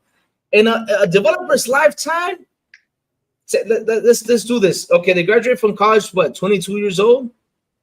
Okay, 6 years to develop a game. How many games can they put out? 6 years. Hardly 5 or 6, 7 titles in their life. That's all they can do. That's all they can do. That's what that they can deliver. 7 to 8 games in their lifetime. Imagine that. That tells you how hard developing is. It's not an easy job. It's not an easy job. So like I said, go watch the episode if you guys want to, so you can listen to all the hardships and everything that happened in development. It's a good episode, guys. Trust me. Those 2 hours were tense. They were tense, but they were good. They were good. Just talking about what things went on in development. It was awesome. It's not an easy thing. And so, like you were talking about these gamers nowadays, right? Now let me go and talk a little bit about Digital Foundry. So do you think, I already got my console because I got my friends on here, I'm having fun with them. Do you think, because in one part of the game, let's say it's 8 hours long, right? And in just one little segment of the game, it drops to 50 FPS. Just one little segment. Does that mean that the game is dead? Does that mean that the PS5 game works better over here? No, that they just got to go back there and fix it. But does that mean I'm going to go buy a PlayStation 5 because it looks better because on this part of the game it dropped a couple FPS? Nah, man, screw that, man. Every time I hear that, I just laugh. I just sit down and laugh because, hey, play the damn game, enjoy it, and forget if it drops in 10 FPS. Forget if it drops in 5. Forget if it drops in... Now, if the game drops at 0 and you can't play it, then of course there's an issue. Now, now the game is all smudgy and you can't play it, now there's an issue right there. That's an issue. But not because it drops 10 FPS, or not because the resolution drops a little bit. Come on, guys. That means. But Louis, since the beginning of this generation, I said that if PlayStation outperforms Xbox on any game, it's developer error. But we already know that they don't prioritize Xbox for the most part. Most of these devs, Rockstar is the only one that's going to use the consoles to the best of their ability, right? Because when we didn't see it until Red Dead 2 came out, where the One X just completely outshined the PS4 Pro. But most of these studios, they prioritize PlayStation. Then later on, you get a patch, and then Xbox performs on par or better. Exactly. But if there's any horsepower, it's horsepower. The developers have to prioritize. Look, we've been talking about the tools. The PlayStation fans laugh at us like the tools really don't exist and we made it up. They're not using it, right? So in time, Xbox has to start using them. Right, they have to at least start leading the way. I'm interested to see what Call of Duty looks like when they do their comparisons, because we know that Xbox will be the lead platform on that now, right? Or it should be. We'll see. And I want to see how Starfield's going to run on PlayStation Series S. Is that one going to get a frame boost as well? Because I know they're only talking about the Series X. So I'm assuming that nothing's going to happen with the Series S. But we'll see. Let Series S be the way it is. 30 frames is beautiful. Fidelity, it's got everything that it needs. People want to sit there and complain about a 60 FPS. Go suck one. I don't care. I grew up in the 8-bit era. Nintendo, I enjoy gaming. Not one of these fools that sit there talk about console, PC master, never touched a real arcade in their day or time. I used to skip elementary just to go play arcade, run a line for Street Fighter. Graphics don't matter, mean shit to me back then. Don't matter shit to me now. I enjoy gaming for what it is. Enjoy Starfield. 30 frames the way it is. Fidelity, the level of quality of graphics in that game is amazing. I don't think anything else could touch it right now.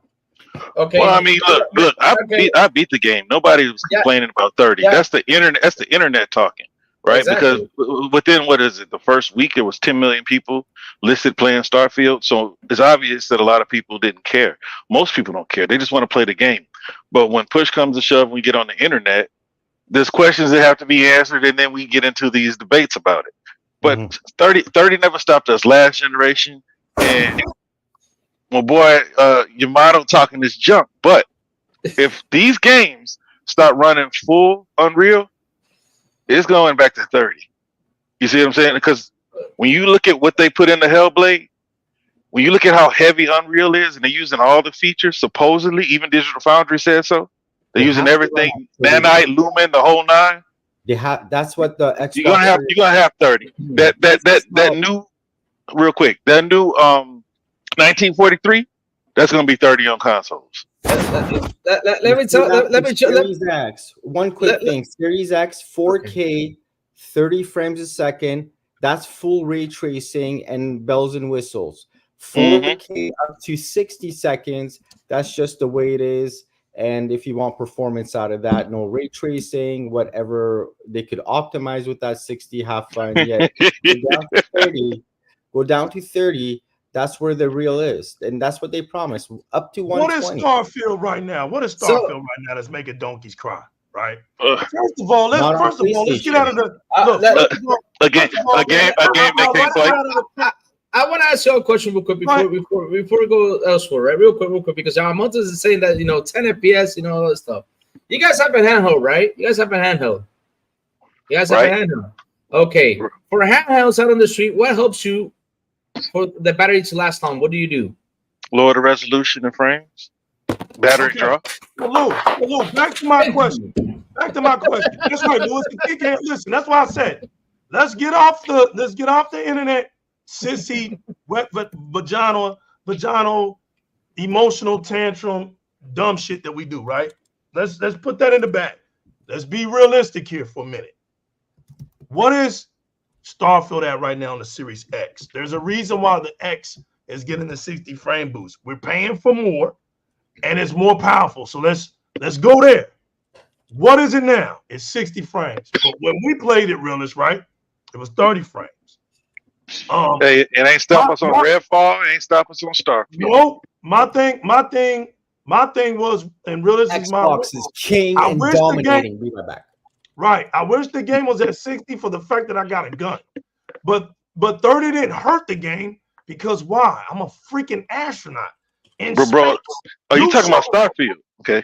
Yeah, you show me an astronaut in space that's running around real fast. It's going, nah, bro, we're being realistic. First of all, Starfield on Xbox is so huge, it's ridiculous. It's a very huge game with a lot to do in it. The fact that every planet is like its own board. It's like playing something new again. You got different creatures and all this all kinds of stuff. It's insane how even the memory in that game. You can put a sandwich down on a table on somebody's ship. Leave that galaxy, go somewhere else, stay over there for hours at a time. Come back, find that ship, go up in the cockpit, and that sandwich is right there. See, there's just things in Starfield that PlayStation fans just have never experienced with any other games. So when I listen to a PlayStation fan talk about Starfield, it's just comedy to me because one game on Xbox has done more with a gaming experience than their whole entire existence on PlayStation. Please, So, Xbox. But you know why though, legal, right? Why? Can I say one thing before I come back? Please, Phil. Man, you said you were gone. Sarah, please send more games to PlayStation. Let them play and shut the fuck up. No. What are you talking about, bro? Exactly. So wait. You know why? Let's say Spartan 117. Let's say it with love, so that way they cannot say that Xbox doesn't have any games. Oh wait. Yeah. You play Halo. Yeah. It's an Xbox, and you said you never had any games. Right. Try playing Halo. Man. Try playing Halo with them broke ass controllers. See how it gets you. Try playing Gears with those broke ass controllers. Look, there's a difference. That's why I put up the chart, right? I put that chart up so everybody can see we're not the same. Realistically, we don't play the same type of games. We don't play the same style of games. Realistically, right? We play our games. PlayStation fans play more third-party games than anybody. See, the myth. People on Twitter don't even know how to represent their real culture of PlayStation fans. That's the sad part. Because if you was a real PlayStation fan, you'd be talking about Fortnite, Madden, 2K, FIFA, Roblox, Call of Duty. They out there busy signing petitions. If it wasn't for, I know, crazy. It's hilarious. If it wasn't for the court, Spartan, we would have never found out that Call of Duty was their bread and butter. Microsoft took their bread and butter, and still they paying for that shit. That's hilarious to me, bro. Now for a camel toe pimp. Right. Now here's where it's gonna get. On the last piece of hair she forgot to shave this morning. Right now, here's where it's gonna get funny, y'all. Here's where it's going to get funny. After Hellblade 2 comes and just makes them mad, right? 2 weeks later, they're going to have to listen to a show that says Call of Duty's going on Game Pass day one. Now, here's how I'm looking at y'all, right? Y'all, you know y'all can say what y'all want to say illegal. Y'all know I ain't paying y'all no 2 cents. And here's why. I just look at the data, right? And I laugh because I say, you know what? You dudes, we knew you dudes weren't going to buy into that $70 bullshit. We knew it. We knew it because we already knew you dudes weren't playing no video games. We already knew that. So I don't care when y'all get a brand new game. I don't care. Y'all ain't going to buy it. Y'all ain't going to play it, right? Helldivers 2 is being played by PC gamers, man. The data came out that if it wasn't for the PC gamers, Helldivers 2 would be at rank 20 right now. And your top 20 is at the bottom. You dudes ain't playing that game. PlayStation doesn't have multiplayer games that thrive on it. What are we doing? Who are we talking to? Really, some of y'all on Twitter, y'all must like to be talked to like y'all are stupid or something. You dudes don't have multiplayer games. So why are we confused that a Sea of Thieves goes over there and it gets more played than all your exclusives? Hey. You dudes are thirsty for a community. I've been saying it. PlayStation doesn't have a damn community. When I say clubs, they don't even know what the hell we're talking about, Lou. We say clubs. Y'all don't even know what we're talking about. When I say cloud compute community, they don't know what we're talking about. Y'all are so far behind on what it is to actually be in a community of gamers. Y'all don't even know what y'all be talking about, man. That's why when y'all get up on Twitter and say the stuff y'all say, I can't do nothing but laugh at y'all. Why would I take a fan base that's 15 years late, running their mouth? Y'all was wrong about PlayStation making money. I said, bro, PlayStation ain't making no damn money. What are y'all talking about? You make money off those damn service games, you idiots, not exclusives. Anybody with common sense knew that. But y'all barked that tree. Y'all barked up that tree for years. And now y'all don't even talk about exclusives. Look at y'all today. Y'all's myths and theories, y'all don't even want to talk about them no more. What happened to the consoles? Y'all quiet on console sales. Because y'all know that shit's about to look embarrassing. When the PlayStation 5 is all said and done, them numbers from that PlayStation 4 compared to that PlayStation 5 is going to look embarrassing. Yeah, and the new legal says it. When nobody else tells y'all the truth, I'm going to tell y'all the damn truth. That's what makes y'all mad. Y'all want to go bark up a tree on another show? Bark up a tree. Listen to them liars tell you all the lies. Agreed. Don't tickle your elbows. But over here, I'm just going to tell you the truth. Y'all know that PlayStation 5 ain't going to sell nowhere near that PlayStation 4. So what does that say? Let's talk business. When you're running a business and you can't outsell what you sold previously, what does that say on paper? That means in the real world, people didn't give a shit about your product. Okay, Legal, you're being a hater now. Now you're being a fanboy. No, I'm not. Because see, whether Sony succeeds or not, I keep saying this, it's not left up to people like me because I don't buy into their bullshit. You dudes do. So where's your VR? Where's your portable? Where's those shits? You know where they're at? You know where they're at? Where the rest of them damn theories and myths are at. Nowhere to be found. No wonder. Nowhere to be found. But I'm going to tell you something, Drew. And let me tell you something, Vodka. Let that damn Xbox handheld come out. And we're going to see whose community does what. Let that Xbox handheld come out for the first time. Look, y'all. Let Call of Duty come out day one. Don't let them. You think Spider-Man 2 was a great bundle.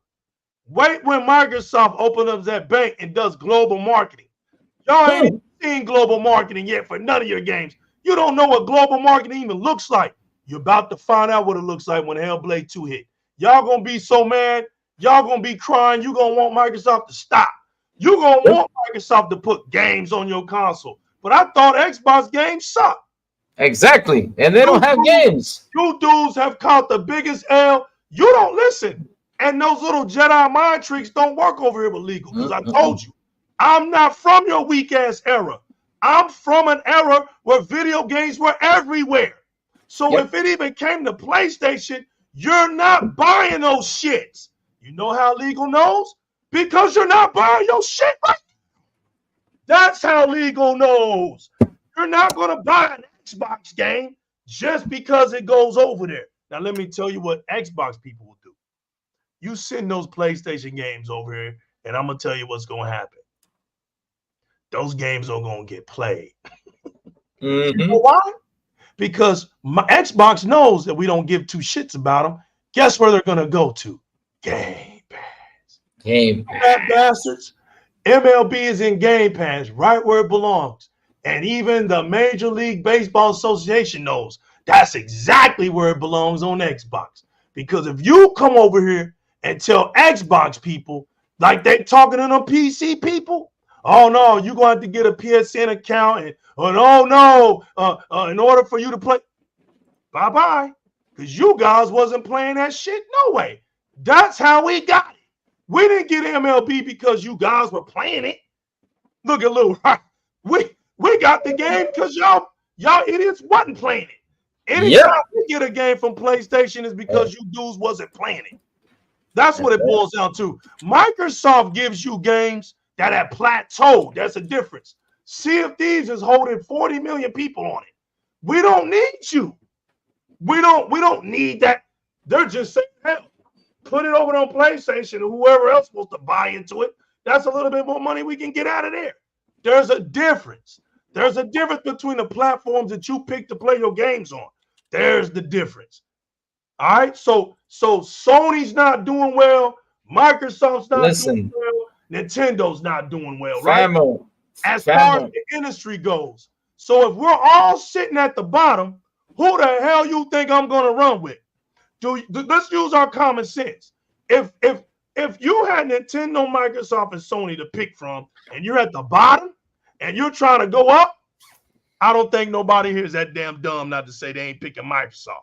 So there you have it. I was going to echo off you there, Legal. The reason why they've announced new hardware coming out, nobody's going to sit there by current hardware, especially a PlayStation 5 with 7 variation and is still overheating. Why would I want to go sit there and piss my money on a remodeled PlayStation 5 with 2 little paper clips as a stand that can't even hold itself steady? Why should I invest in an ecosystem where the PSVR 2 flopped? The Meta headset, it made it more than the PlayStation did. Damn. I'd rather purchase Apple Visions and do a lot more than the other Nintendo PC and PlayStation. Damn. Harsh words. Famo, you mentioned MLB, Famo? Did you mention MLB? I heard you say MLB. Yeah, we got MLB. You know what the sad thing about the whole MLB thing? Yeah. And this is a sad thing. When you got your competitor saying this, and this is an actual article that's in GameSpot, and it was published August 4th, 2021. This is what it says. Listen to this title. Sony announces PS5 sales numbers, says putting MLB on Xbox was a good move. Beautiful. Damn. What does that mean? People are buying it. Gamers, we're playing it. We're playing it. We're buying it. We're enjoying it. Exactly. They see that. While on PlayStation, what they sell, 2-3 million this year, 2-3 million this year, probably 4, probably 5, probably 1 year. But now, since it's everywhere, what they're doing, we're playing. That's the whole purpose. Like how Spider-Man 17 says, yeah, go get them. So that when you come back and starts like, oh yeah, we got Halo, I'll just say, hey, go buy it. Did you buy it? Yeah. Thank you. More games for us. Yeah, that's what I'll say. Thank you. More games for us. Thank you. It's just that that's gonna be my slogan nowadays. Thank you. Oh well, but you don't have any more exclusives. I'm like, so? But did you buy it? Yeah. Oh, more games for us. Thank you. More games for us. I'll say thank you so much. It don't matter to us, man. It don't matter to us. And then when you come around and say, well, that means people are not gonna buy the Xbox and say, oh, you think so? Okay, but wait, how much you paid for it?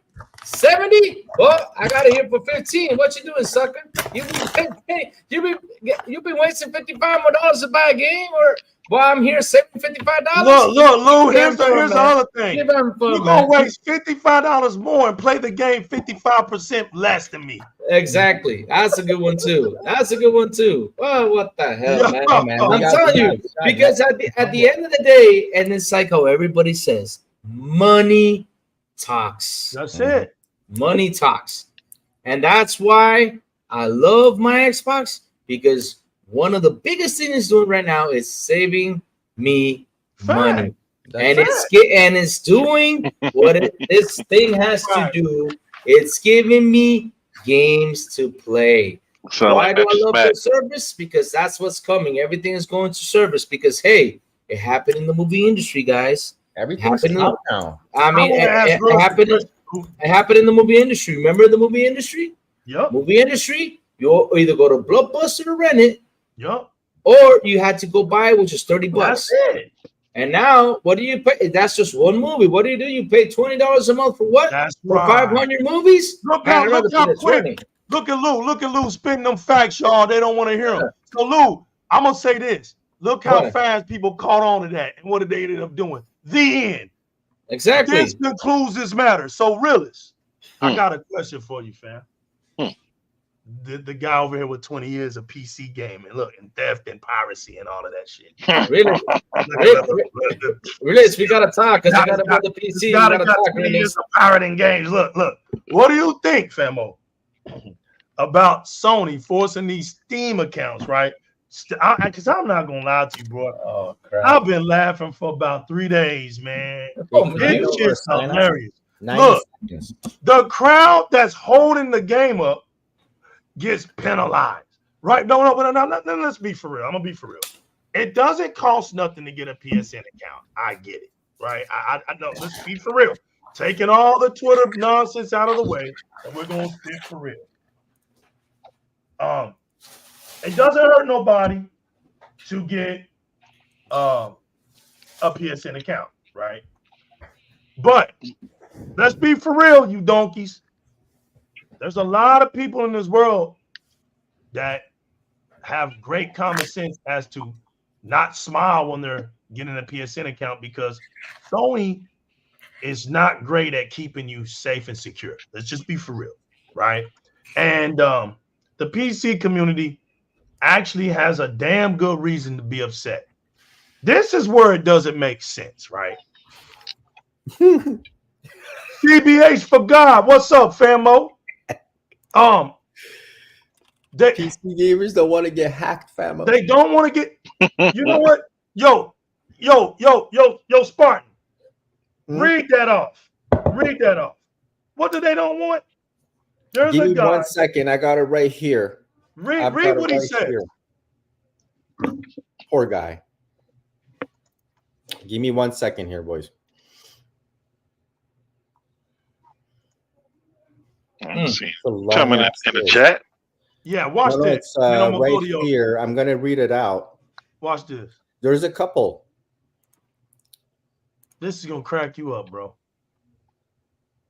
Give me 1 second. It's right here. I got a bunch of them, so I'm gonna pick out the right one here. Uh-oh. It's gonna be spicy. It's gonna be spicy. It's sad and spicy I hope so. at the same time, man. I put it on my post on Twitter. Twitter. You should have went there. I put it here. It is. I got you. Here it is, Spartan. I got you. I'll read it out. This guy's called, and I might have his name wrong, but he's called Sayachiro. I found it here. Let me okay, go ahead. Saichoro. Yeah. Yeah, I'm not linking any account to PSN. April 2011, hacker accessed personal data of 77 million Sony PlayStation Network users. May 2011, personal details on 25 million Sony Online Entertainment customers stolen. June 2011, Sony Picture website hacked, exposing 1 million accounts right there. November 2014, hackers steal 100 terabytes of data from Sony Pictures. Holy shit. August 2017, hacker group accessed Sony social media accounts. September 2023, Sony investigates alleged hack. October 2023, Sony notifies employee of data breach. So does he have a damn good reason of being upset, right? You want to force people over to own something, damn, let it be reliable, right? Let it be safe and secure. List of countries where people can't make PSN account: Afghanistan, Albania, Algeria, Andorra, Angola, Antigua, China, Bermuda, Armenia. Yep, there you go. You got Republic, East Timor, Africa Republic, Cambodia, Cameroon, Cape Verde, Central of Congo, everything. Mauritius, Mali, Marshall Islands. Yeah, these guys. It's all over the world, man. Now, realist. Wasn't it Sony that they won this? Wasn't it Sony that they won this game to Steam? Yes or no? That's correct. You put the game over there, right? You put that game over there, Sony. And how? Somebody look up how long Helldiver's been out. We're here to be accurate. We're here to spit the truth, the whole truth, for nothing but the truth. So help us, game. And I want to be accurate. I want to about a couple of months. 3 or 4 months. Now, how long, Realist? Like a couple months. I think it came out in February. It came out in February 8th, 2024. So that means March, April, 3 months. 3 months. So here it is, y'all. Realist, the damn game has been out for 3 months. Look, 2 months, man. You can't, Realist. What? The game has been out for 3 months. Now, mind you, there's no issues going on, Realist. And then report come out. The first one came out when we was like, damn, man. When they were doing the numbers, like, yo, 60% on PC is playing Helldivers, only 40% on PlayStation. We was like, oh, red flag. But now it's done got worse. Now, there ain't nobody really playing that shit on PlayStation. It's down at the bottom of the top 20. It's at the end. It probably done fell off now off of that now, and we're talking a service community game where you can grow a community on it. So it's on PlayStation, it's dog shit. On PC, it's thriving. 3 months later, Sony tells the community that's making the game thrive to get a PSN account. Realist, I want to hear your response to this, man. I don't know if it's the response you want, man, because I can tell you just the Steam fan base is a bunch of weirdos. Yeah, man. Because, I mean, it's not that they have to get a PSN account, it's just an account. And now, what they know is that if it starts there, then they're going to take another step, then another step. So they want to nip things in the bud. So Sony's going to do it at their own peril because they need the numbers. The same way Microsoft has these huge numbers, even though they have a lesser install base, PlayStation wants that too. So go ahead, man. Sorry for cutting you. If I come correct, they had to be due to Helldivers servers being topped out. Is it true from what I'm hearing? They not made them link accounts then until it got better. They have to link accounts now. No, there's nothing that they said that you can make that claim to. What I know is that they're really trying to do what Microsoft's doing on PC. They've started. They started it like 2 years ago. That's when I first started hearing about them doing a launcher and the whole nine. So this whole thing, they want people to have accounts just the same way you create an Xbox account on Minecraft and everything else. But the Steam community, they just like taking a stand. Now, and most of those people who are complaining are not from China. They're not from Africa. They're from right here, just complaining like they always do. So I don't have a problem because you're not putting yourself at risk creating a PlayStation account because you're not going to be on their network. It's like they don't have any of your information. What they want to be able to do is, like they said, ban you. They got this new AI technology. They can. I don't know if it's going to be a PC. They can tell you when you're about to get mad. You know what I mean? So I don't see the problem because it's just let me finish and then I'll just shut up. Sure. Like I don't see a problem with illegal. Like this is the Steam community, man. They're the weirdest bunch in gaming.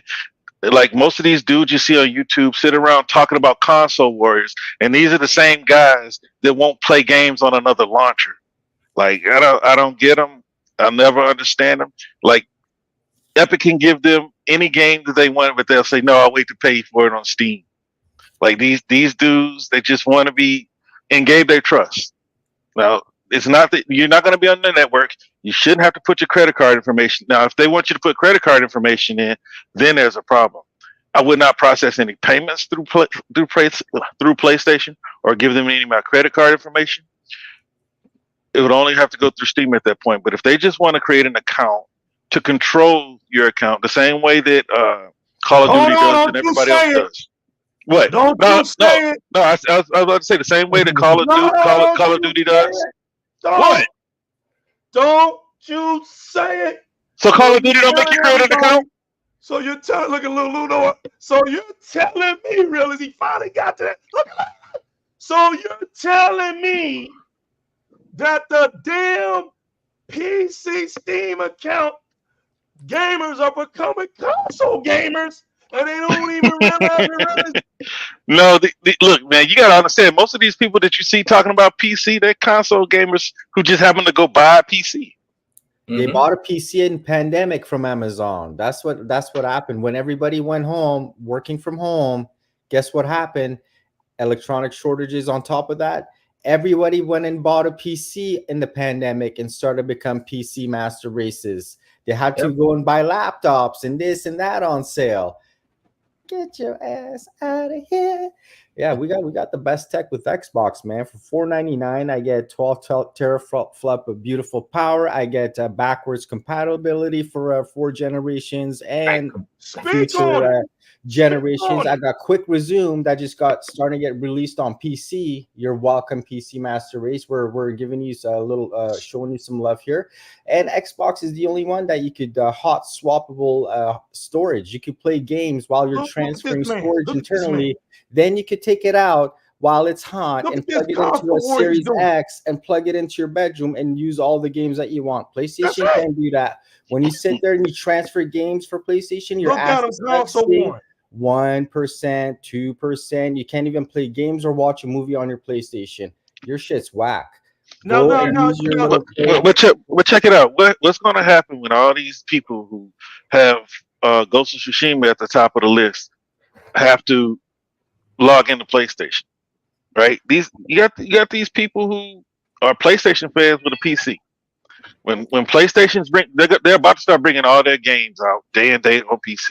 Everything that Xbox has done, PlayStation's going to follow. There's going to be some PlayStation games coming to Xbox too, because this is the thing. Back when they had their investor call, one of the highlights is that we're adding MLB to other platforms this year. So we expect to see a boost in revenue this year. So Microsoft is not going to do anything. Microsoft is calling shots. Microsoft says you're going to see the console exclusivity becomes less and less of a factor, right? He says 5 to 10 years. It's going to be even shorter than that because PlayStation's going to they see right now on PC. They already know that Xbox has a different type of gamer on their platform. We play pretty much anything. We play games. We're not. When you look at us, Fortnite is number one across all platforms, even Nintendo. It's number one on PC, number one on cell phone, tablets, whatever. But when you look at the games that we're playing at the top of our list compared to the games that they're playing, it's only mainstream multiplayer games. So where do they sell their games? Because they're not selling enough on their platform. They're gonna have to start pushing around, just like Xbox. The main games they're gonna keep them, but there's gonna be some bones that they have to throw out there to give life.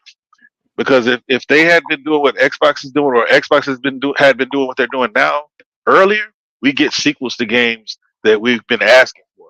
People have been asking for Banjo-Kazooie, but if it was multi-plat, they sold 3 million units instead of 1 million units. Don't you think we get sequels at that point?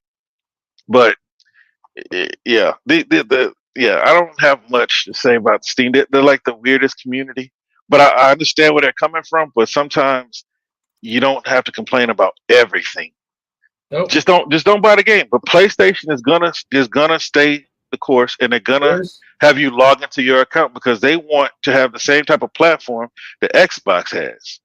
And that's why I told y'all last week, Steam is in trouble once they start pulling away from Steam too. That's going to happen later if they don't get their mind right. Damn. That 30% is about to go. I talked about that last time we had a show. It wasn't last week. That 30%'s got to go. It's gonna go. They're coming for Sony. They're coming for. I mean, Microsoft has already said that they're down for 12%. 12%, yeah. So it's too much of a strain on developers. They're not making enough. They're not making the money. And what are they going to look at? Look at all these commissions. But now they're like, we need a platform. Oh. And like I said, if you did not watch guys, you got to watch that episode because they even mentioned what happens with Steam and everything else, and it's insane. Look, Steam takes away 30%. Mm-hmm. This is a developer talking. This is not me. It's a rolling scale. Go watch the episode so you guys can learn what these people go through. These devs go through. Steam takes 30%. Then they got to pay the lawyers, and after they pay the lawyers, They pay the taxes, and after they pay the taxes and everything they gotta get done for, they start making profit. You look at all those steps they gotta do to make profit. 30% plus lawyers plus taxes. Oh my God. It's like they're making a 20 or 10 out of the game. Yeah, because like even like when you look at Steam, there's a rolling scale. I got it saved in my phone, but I don't know exactly the number. Let's just say I think it's 50 million, right? Once they hit, I think it's like 20 million, it goes down, and then at 50 million it goes down again. It's a rolling scale. But the problem is, once these games start hitting these numbers, they already dropped the price on the games, and they're selling the games for even less, and then they have to split that with Steam. So like unless you have a game that's like a Power World or Elden Ring or even Helldivers that just takes the internet by storm, like these developers are not equal. Nope, they're not equal. And not only that, I also asked the question there. Okay, the support the dev situation. Oh my God, that's the best thing. Oh, we support the devs. We support the devs. Okay, it's what they said. I'm telling you, all gotta go. Oh, man, that episode was great. I will rewatch it to myself again. It's so good. So much stuff, so much information. So support the devs, right? If you go buy a game from a big AAA studio, some companies, they give the devs an extra bonus that the game is successful. But guess what? They get that bonus. But let's say there's like 2,000 devs in there. How much money do they get from that bonus? Probably like hundreds, like she's mentioned, hundreds of dollars. Not thousands, not a million. No, just hundreds of dollars. I mean, damn, guys, damn. I mean, like I said, all those narrative talks you guys had and all that stuff is dead for me. Those fanboys just don't know. Just those fans don't know what they're saying anymore. I mean, it's like I say, they're always looking up for an excuse. Always looking up for an excuse. I remember I read an article, and they were saying, "Oh, what happens if Steam comes to the Xbox? Or what happens if Epic goes to Xbox? What's going to happen to the Xbox stores? Does that mean doom and gloom for Xbox is going to die? Is that going to be a problem? What are they going to do? Oh yeah, Xbox is going to go out here and say, hey, look, Steam is paying me 10%. Oh look, yeah, they're going to tell you how much they're going to get paid. Yeah, right, man. They're going to tell you that stuff, man. Of course they're going to get. Of course something's going to happen. Of course they're going to work up a deal so they can get the money, because at the end of the day, it's a business. I mean, what kind of questions are that? What kind of questions you ask that, like for the world to see? I mean, you don't have to worry. Like I said, let these companies worry for what they got to do.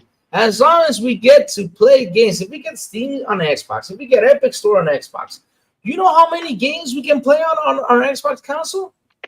I mean, why the hell would we be mad? I mean, as a gamer, as a consumer, why would I be mad? Why would I be very worried? Because they know what they're doing. They're not going to say, oh, Steam, yeah, you're coming in for free. Yeah, right. Oh, man, no. Yeah, see, that's what I was thinking about, Louis. Because see, if they bring Epic in first, Epic is already just taking 12. Like, are they gonna get a piece of that? Like, if they bring Steam in, are they gonna expect a piece of that? They have to work that out, because at that point, then it's a piece. It might as well just be Windows. It's a piece for everybody. Exactly, it's a piece for everybody. Life, it's a piece for everybody. You want to come in, hang out? Hook me up with a piece. Or Microsoft just knows that they have so much content that nothing really matters, because they're going to sell so much of their own content. That's the thing, really. Exactly. That's the thing. We got Bethesda, we got ABK, we got all much things. Like, if I compare 34 studios right now we're sitting on, bangers after bangers. They have to sell these games, put it there. Every single hit, just like Apple Music. I pay $10 a month. I can listen to whatever music I want, even from my own ethnic culture. No one's saying shit. Exactly. Why don't you support the artists and go buy their CDs? That's the thing. I'm paying for that, and I'm downloading their music, and every hit they get part of my piece. So wait, what do you mean they gotta go support them? But support them in what? Well, how is he gonna play the CD? Because CD players are like down now. Hey, look, support the devs only became a narrative because supposedly Game Pass is not supporting the devs. That's the only reason why they came up with that. Pay for your PlayStation Plus, pay for your Game Pass, pay for that subscription service. You're supporting your devs. They're making hits on every single time we push the play button on their video game or downloading it. They're making their money. Okay, y'all, we're at the 2-hour mark, so we're gonna start winding this down. But I want to do this, man. Even the chit chat community, you can get in here and type up. Everybody feel free on this, but to the panel, we went backwards on the topic, which was fun. Which was fun to me because that's all good. Now we're at the Xbox showcase, so I got right. I'm curious as to what game that's got y'all the most hyped about that you want to see, and the game that you see, what do you want it to be like for you? What kind of experience you want it to be like for you? Go ahead, y'all. Feel free. I'd love to see Gears of War 6 and apocalyptic open world and just fighting hordes after hordes back to back in a massive open campaign story and just go at it, man. In a very dark setting and nastier than the past 4 games. I really enjoyed the Hive Busters. I want it to be like that, but more grittier and nittier and bigger. That game is just on top of my list, to be honest with you guys right now, aside from Hellblade and the AB key stuff. Now, for me, I mean, we've seen so much, right? Like we've been waiting on Hellblade for 4 years. We've been waiting on Perfect Dark for about 3. You know, there've been rumors of it even sooner than they announced it. So it's like it's time to start seeing more of these games. I want to see State of Decay, but the game I really want to see are the games that I know that are coming, right? And of those games that I know that are coming, I have to say that Clockwork Revolution is probably my most anticipated from the lineup this year that I know is coming, because I mean, we've been waiting on BioShock. BioShock fans have been asking Take-Two to give them something. So I mean, that and Judas, that's gonna cover me. And you know, you said one game, but that's the game that I want to see the most. But man, Avowed. I just want more of that Obsidian great RPG storytelling greatness. Those are my 2. That guitar that he was playing, South of Midnight. Yeah, man. That's a good. Yeah, these games are coming out hot, man.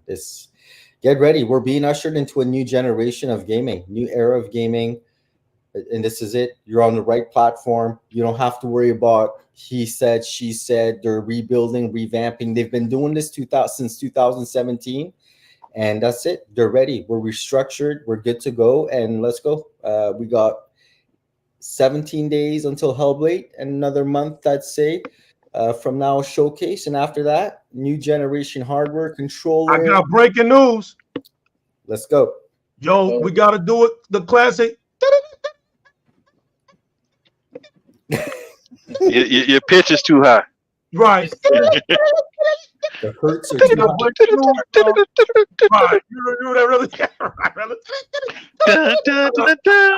Right. Right. Yo, this is gonna. You ready for this, Lou? I don't know, man. There it is. Here I come. So Helldivers 2 Media. Helldivers Media. On Twitter X. Sony got caught changing their own words. Is anybody surprised at that sentence right there? Nope. Accounts were optional. Like the first picture, they got the receipts. Sony comes in and says it's required to look. I'm gonna start this over. Just I'm losing track. That shit was funny. Look, I'm not lying, y'all. I'm gonna read this right. Y'all did not. Y'all heard exactly right. Let me do this again. They got the receipts. They're showing the first, and I put it on my Twitter. So if y'all want to go look, as a matter of fact, I could bring it in here. Let me do this. Let me do this for the people. Let me copy this. Let me send it over here real quick. Everybody in the chit chat community can see this. This is crazy. They actually got both paperworks. They got them. This is bad. This is bad, bro. This is Sony though, man. All right, it's in there.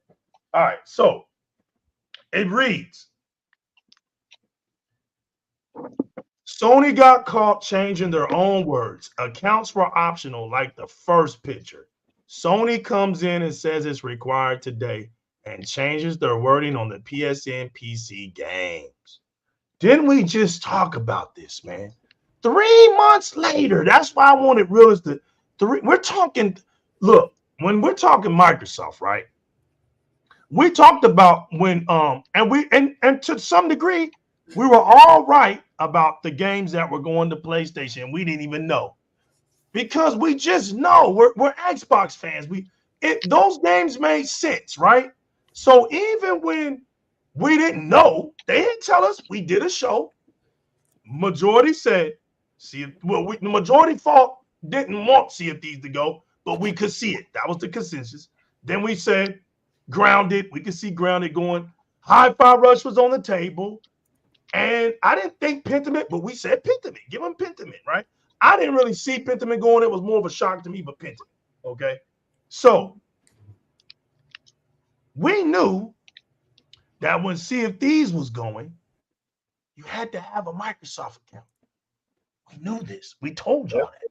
Because that's not nothing new. That's just part of the program of Microsoft. You want to play any community games for Microsoft, you're going to have an account. So you're going to jump in. That's just been the Microsoft way. Now, Sony, you came out here, put this damn game day one on Steam. We see you trying to flex that little bank. We see you. But see, there's no future in your front. Y'all was just worried if that game was going to blow up or not. And when that truth came out, that on your own platform, that game was performing like dog shit, this is what you do. You pull this stunt. Now, Realist was right. I agree with Realist in his comments. He wasn't saying nothing out of the blue or sucking up or nothing. We were being factual. PSN doesn't cost you nothing. We can see why PlayStation wants to do that. But now we can't defend them now, Realist. Because when you wrote it down on the first page, on that first page, a piece of paper that you put down, right? You said it was optional, Sony. Now you backdrafted. Now you moonwalking. You want to come out and say, but it's a mandatory situation. But here's the thing, though, fam. Let me tell you what happened with a little bit about the Helldiver situation, because I was thinking like everybody else was thinking this morning, but then I thanks to Jacob Nova, he gave me a few pointers that I was probably missing out because I never did I should have, you got to do your research, and that's the truth. Sometimes people need to sit down and do a little bit of research to find out what's going on. When the game came out, when Helldivers came out, it said on Steam it is required to have a PSN account. They said that. The problem was that they couldn't get it to work, so they took it down and just let it be, right? So here's the big problem. Here's the problem with this big picture. Here's the problem with this big picture, right? The problem is that if you already had this posted since the beginning, you took it down, right? Come on with it. You took it down. You took it down, but not from Steam though. You took it down from the game that you couldn't use the PSN login. Right. Your job, Sony. Right. Your job, developers from Helldivers, right, is to go by and say, hey guys, just remember, you guys are playing Helldivers. You guys have to put it on Twitter. You guys have to put it on their Discord because they have a Discord community. You have to remind them. Remember, we're working on fixing the PSN account. So when it comes around, all you have to do is log in, sign up, because it was required since the beginning. If they would have kept that communication, then when this big news drops, you wouldn't get this whole mad community because they can come back and rant at you, but just say, hey, listen, guys, I told y'all before. Yeah, because it was already there. That's right, Lou. And I'm already talking to you all throughout for months saying it's coming real soon. So you guys just know that when it comes, it doesn't catch you by surprise. You just got to have better communication. That's where you fail. Communication is important. Don't come out there and say, oh, no, you're required now to do it. It's like you're forcing it. That's wrong. And if you're doing it right now, right, you should say, okay, look, it's optional. Because it lasted too long, let's do it for optional because I can't force you to log in. But Lou, you're not. I hear you, Lou. Yeah. Lou, everything you said is facts. Now that would have been that would have been the real world for Sony. That would have been the real world for Sony, but since they don't communicate, that's where they fail. Right. Here's what happened, Lou. I want you to hear me real carefully, family. Okay, go for it. Now, Sony they communicated, Lou. There's paper. I got it on Twitter. Look, the first one. All right. And what PlayStation said was the signing of the PSN is optional. So it was PC? never. That was it. It was never. Okay, I see. This was Friday, May 3rd. Yes. Oh, okay. I see. Now see, right. Friday, May 3rd. Now they say it's optional. And the same day, the Friday, May 3rd, it was 2:20. Wait a minute. A minute later, they say it's required. That's it. So they changed it. Damn, that was a fast change. Damn, that's wrong. Right. That's wrong. Right then, like I said, communication is the thing. If they would have, and now I'll say it again. For months, they were planning on doing it. They should have talked about it for months. Hey, so all the guys that have PlayStation games on Steam, it's going to be required to sign up, and you got to announce it. So you get the advocate, right? So the advocate. Exactly. So the advocate. Exactly. I got a question for what if it wasn't a plan, Lou, like it said? What if, because, Lou, all this happens after it gets exposed that Helldivers there's nobody buying the game on PlayStation. Yep. When that news came out, then this starts happening. Then this happened. So you know that this was premeditated. It's not something that when they initially came out, it's optional, no big deal. Hey, because honestly, Sony just wanted to see. They looking, they want to see how it's gonna do. They're crossing their fingers. This is a community service game. They don't have games like this running around. Yeah, exactly. They got their fingers crossed. They want to know if it's gonna be okay, and then it's doing more than okay, right? It's doing really well on PC. Now you want to tell the PC community to get an account. That's not right, man. After you told them that it's optional. You spoke to them already. That was the initial paperwork that it's optional. Hey, here's Mash real quick. Mash in here. What's up, Mash? I've never seen this guy Mash before. What's up, Mash? How you doing, brother? How you doing? Yeah, so forgive me if you've ever been here, but if not, this is why I'm giving you you a time. Here's Mash. Welcome, Mash. Microsoft and Sony often fail in communication. That's true. They don't respect their customers enough to speak the whole truth and be clear. They take them for suckers, but looking at how many pre-order, they not wrong. I don't understand the last. When it means pre-order, I think it's talking about the Helldivers because again, that was a requirement that was put at the beginning, right? It's there. But people, that's the thing. But here's the thing, though, Mash. The thing is, nowadays, people read what they want to read. They don't read those fine prints and nothing like that. They don't read about that. Because, like I said, sometimes I go out there and buy a game, right? I go out there, buy a game, and I don't read that. So when I log into the game, it says, "Oh, you need an ID." Like for example, Bethesda ID. You need a what's it called for some of that stuff, so that way I can find players all over the world. Okay, that's cool. I understand that, but the thing is, Helldivers came out. It had an issue with the PSN. So like I was saying, if they would have communicated this the proper way, like I said, real world scenario, that's called customer service, just like you said, Mash. If they would have communicated since the beginning, saying each and every month, listen, remember guys, you have to have a PSN account. It's required. I'm just telling you because we took it down for PC gamers because it didn't work. But once we get it up and loaded, just remember you have to sign in. If they would have started talking about it since Helldivers came out, then you know what? The whole situation would have been different. Of course, we probably see some people mad and everything, but they would have said, hey guys, we talked to you guys on Discord. Each and every month we communicated, the guys from Helldivers and Sony also communicating, saying, hey, listen, we're going to change about PSN being optional on PC. Some other games are gonna require it now. They should have communicated that months ago, and that's where they failed. They need to stop doing that. And that goes for everybody. They didn't stop doing that. They didn't communicate so people get prepared for what's coming. But no, what I think he's saying is that like these companies don't communicate. Sometimes they flat out lie. Yeah. We complain, yet we still get out there and we buy these games. We're pre-ordering digital games at that, as if they're going to run out of codes for us. So, like, despite all the things that they do wrong, we're still going out there and pre-ordering like they're doing everything right. I think that's what he's saying when he says they take us for suckers, but looking at the pre-orders, they're not wrong. It's like, yeah, they've been taking us for suckers. We've been complaining. We get on podcasts, we listen to podcasts, we talk amongst each other, but we still get out there and we're buying these games despite all those facts. Yeah. Yeah, because listen, at the end of the day, like I said, it's all communication. If there was, but because that's the thing though, probably they say, okay, we put this on, it probably won't cause an uproar. But even the smallest thing, it's better for you to communicate it so people can be ready for that.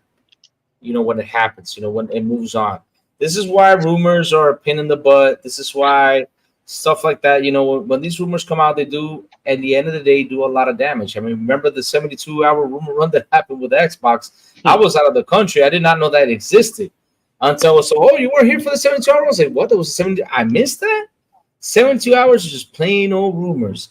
Look how, at the end, it did cause damage to the brand, but the people that actually have their heads well put, you know, the people that actually do think, you know, and know, understand what does the business need to do sometimes to grow, they sat down and said, well, you know, maybe they're doing this because of this, like I mentioned before. Maybe they're opening up for the next time they buy a studio, regulators don't come up at them and say, hey, look, you know, you can't buy this, but wait, I've done everything you asked me to. I'm open. So what do you mean I can't buy it?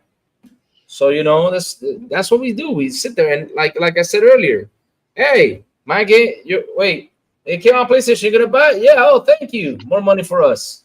That's what I'm gonna say. More games for us. That's what we gotta see it. So yeah, communication is always good. Communication is always good. Hey man, I want Sony gone, man. All right. If Dreamcast was around, I'd probably still be a Sega dude, man. Sony and about I get you. To be honest with you guys, Sony, if they don't push right now until 2025, they're just gonna become a little blue app on your TV screen or your little handhelds that you could touch and just go play their games online, stream it live. But I think they want to do that though. See the thing that I think they're trying to work out. I think they're trying to work it out, the money split. Because see, Sony is the biggest console storefront. That's really where they really thrive at. Is selling consoles and being a storefront for third-party games, right? They're basically Steam with console R&D right now. Right. So if they were to just go ahead and go about, that's the same thing with Microsoft. Microsoft is trying to figure out what to do with their stores because if you listen to what they say, the largest amount of the subscribers for Game Pass are from console. Facts. So this is why they say console is at the root of everything. This is why all the idiots on YouTube or Twitter saying that they're going to get out of the console business, they're ill-advised because console is the impetus for everything. Right. But console is a huge barrier of entry. Console is not a necessity. That's the number one platform is mobile, tablets and cell phones. So how do we get there? You see what Apple's doing. Apple's got people hooking up their phones. They've got Apple, whatever you call their thing that you plug in the TV. I don't like Apple, but my kids have it. AirPlay. So whatever it is that you can hook up a PlayStation controller up to and it streams. Oh yeah, it's the latest update led to Apple have Xbox xCloud easily go through, plug in a blue. Right now you can plug in your Xbox Series X regular. Look at him. He lit up talking about that bullcrap phone. Hit that.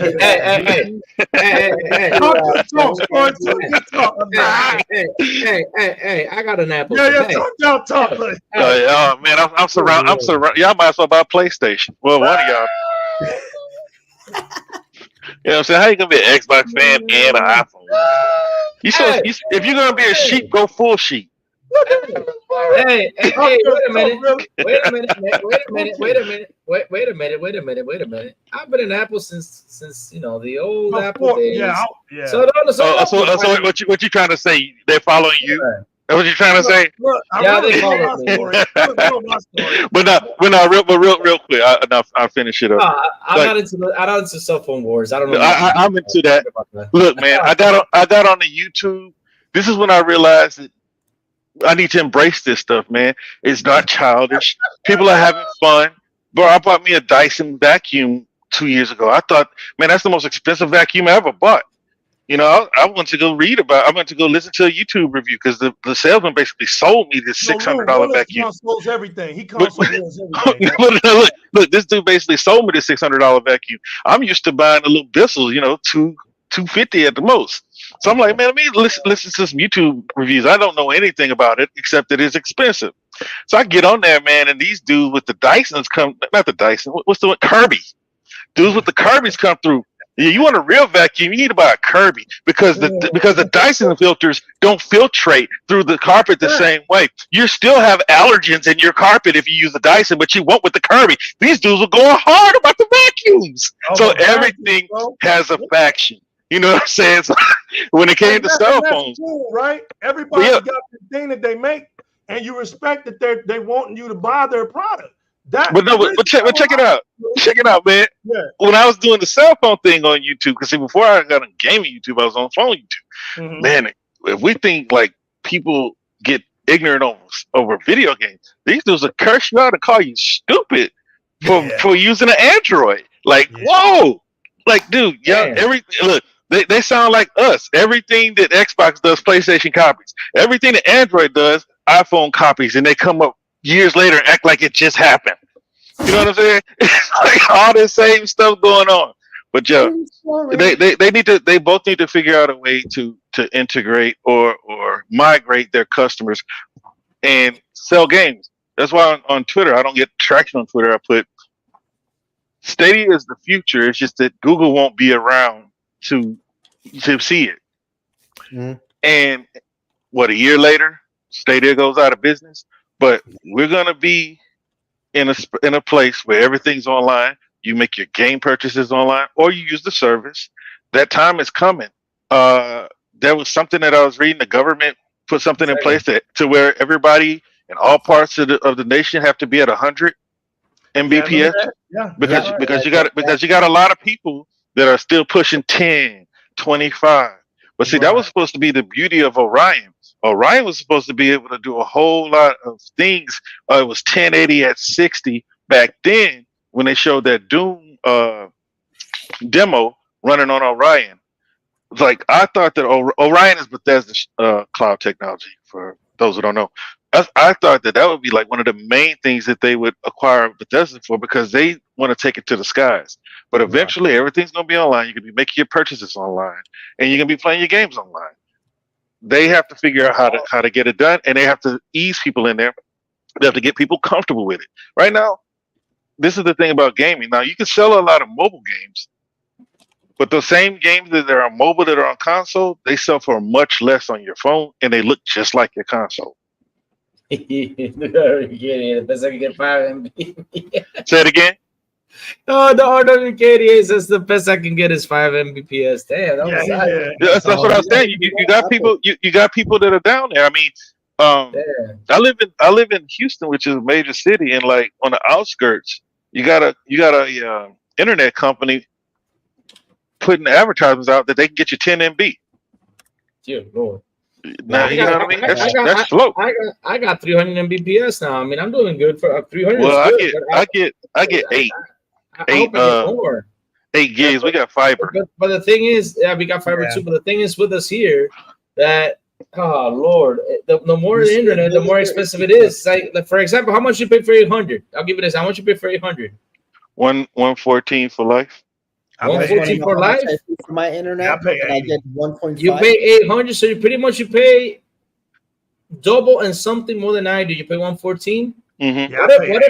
What if I tell you that for my internet I paid $90 for 300 Mbps? Damn. 90. Well, you got people here doing stuff like that too. It's just like whatever they charge and like if they have some type of monopoly in the area.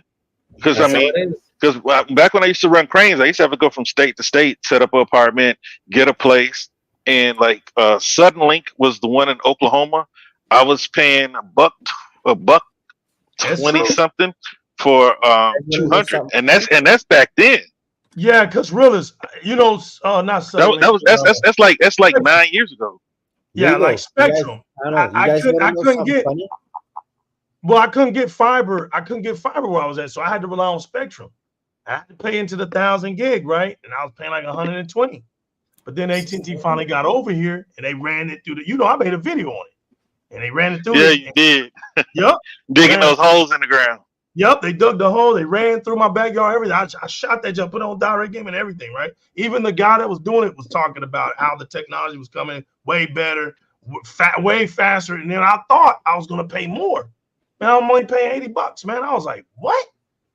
So man, I've been rocking it. I've been rocking it with AT&T with that in my area because it's good. But you're right, really. Sometimes it's just the area, and it's only the only thing you have. And when it's the only thing you have, that's all that's all you got. Yeah, because I was paying 89 when I was living in Lake Charles. I was paying 89 a month for 100. Yeah. For me, I pay $40 for 1.5 gigabytes, yet I work for my company. That's how much it really costs for your internets right now. Louis, for your 300 Mbps, realistically, it costs $20. The rest is for your infrastructure and building your networks out there. That's why they charge double on the internet. Yeah, this is what this dude does. He does this for yeah. I holler at my boy Sam. I holler at my boy Spartan when I want to know what's coming. Everybody's paying double or triple in their area. The more inner city you are, the closer to the exchange, the more speeds you got. The more outskirts you are, the less speeds you got. Yet they're building. It takes time. America and Canada and Europe, it takes time. And the more you pay, the better it is. Yet how fast could they get that tech out for you guys? That's just, they got to start running wire lines from coast to coast, all the way from the ocean, from Canada to Costa Rica. They got to upgrade your towers, your lines, the fiber nodes, turn your cables into fiber, all of that, man. I hope they come out with some good speeds out there for you guys. But it shouldn't cost you guys that much to pay for internet. Us, it's expensive. Well, shoot, man, I thought a buck 19 was good. It's good for you're paying double. The reason why you're paying double because of the infrastructure, technicians, service calls, their salaries and stuff, and then building your network even further. Hey, man, I was paying $1.80 with Comcast, and that was just for internet. Oh wow! For me, but see, Comcast has pretty much control of Houston. You know what I mean? Out here, we got this new company that I'm with called Easy Fiber. So far so good. It pushes out 8, but the fastest thing that I have is 5. It's perfect too. You get 4K 120 HDR, whatever you want to do. It's just the more speeds you have, is just allows you more devices on your Wi-Fi, right? It won't let you, the less speeds you have. You got 6 people at home. One's doing Netflix at 4K. The other's Xbox, handheld, cell phones, laptops, desktops connected. So that one there, 500 is perfect for 2-3 devices going on. 300 is perfect as well. You can still, I'd say anything above 300, you're good. Anything less than that, then you're going to be fighting people at home. Hey, turn off your handheld, man. I can't hey, legal. When you had AT&T come over there, they put Ethernet outlets in all your rooms? No, they didn't have. No. Hey, this company here, I got Ethernet outlets in every room. Oh, I had to. I don't have to pull 50 feet of Ethernet cable and tuck it in no more. I had to get somebody to do that for me. I got Ethernet all over the room. That's dope. Yeah, you got it. So you got that? That's I got that. Yeah, bro. And I have the whole house Wi-Fi. I have everything, so it can be smart. Right. The house is Wi-Fi, but like, dude, I used to have to run. I have 100-foot Ethernet. I have a bunch of 50s. And I have the little speed bumps over the wire so that they still do it. I got little kids; they still kick my crap around. But now I got a wire coming straight out of the wall. Now I need to figure out how to split it. Thank God, Man. man. Now you got cleaned up everywhere. It's looking more cleaner, and you got the direct wire from the wall, any room, anywhere you want. Thank God for that. We have that one company that does that for us. It's called TELUS out here. They run Ethernet wire for every room that there is. Yet it's all ran So outside. they're here too, though. They should. Everybody should do that. No, I'm saying TELUS is here They too. should. Oh, you guys have TELUS out there too? Uh huh. What? Because when I run speed tests, it tells me I'm on. No, not okay. It's TACUS, not TELUS. Oh, okay. TACUS. Yeah, 'cause I'm just looking at it. TACUS fiber internet. Are these guys that we have? They're bundling internet with Game Pass, internet with Series X. Legendary Yobi, what's good, baby? That's awesome. That's awesome. Hey, Legendary is the same as Dragonheart. Yeah. Oh, really? Legendary Yobi, what's up, Legendary Yobi? How you doing, brother? 99 Canadian a month there. They're given 24 months of Game Pass for students, whoever. Whenever you sign up, $99, you get yourself, awesome. I think, like 400 megabits, and then you get 24 months Game Pass. Plus side is if you have a TV, a Samsung TV, you get the Game Pass app. You could play it wherever you want, even on your console. Get a Series X or S for 24 months. They hook you up. They're marketing big out here. Famo, real quick. I got a question for you. What we doing out here? Let's move to Canada. Hell with everything. Come to Canada, man. You go. Hey, Oh my we want to go to Canada, and the people from Canada want to come here. We think Canada is so much better, and they're like, nah, it ain't all that. No, man. You guys get hooked up in America. As Canada, they say it's pretty out here, but our government is trash, bro. It's the free health care, man. But it takes somebody from Canada to explain to them really how it works. Over there, the only good thing is Canada is very expensive, yet the healthcare, they take care of you. You've got no problems with that. If you need money from government, they'll give you $610 a month until you sell yourself. They give you courses and whatnot. You're pregnant, you get 2 years off. You get to enjoy whatever you want to do. Oh, y'all do that same thing? What is that? Like Norway? Or where is that? They give you the formative years. They give you off. Netherlands or something like that? It's somewhere, but I thought they were the only ones who did that. And we get 10 sick days a year here. You get 24 hours of personal time, whatever you want to do, man. They take care of you, but at the same time, you gotta put in the work, you know. Yeah, y'all pay high taxes. Yeah, people here crying about taxes, but see, at least y'all get to see your taxes. we paying taxes for the roads, and legal, you from Texas too. We still got potholes. Been rolling over the same potholes for 10 years. Did they make you pay back the PPPs like the Serbs out here? Did they let you guys keep it out there? If you're able to prove that it went to like payroll or business, then yeah, they'll forgive it. They made us pay it back, man. I didn't take it, but they made us pay it back like a mother. Say we ain't got no money in Canada. Just we're gonna hook you up and should give it back with some taxes on top. And I mean, because you have people out there buying Lambos. We gotta move to Canada, guys. As soon as that pandemic hit and they announced emergency money, they went on their TikToks and Instagram with camels in Dubai and Lambos and driving 4x4. Lambo City in Texarkana, man. Who that? On the tip. They TikTok. RWK88. He on the tip, man. He on that split. Man, Texarkana. He right by you. No, he's up by Arkansas. No, he over there by Arkansas. Yeah, he Arkansas. On the tip.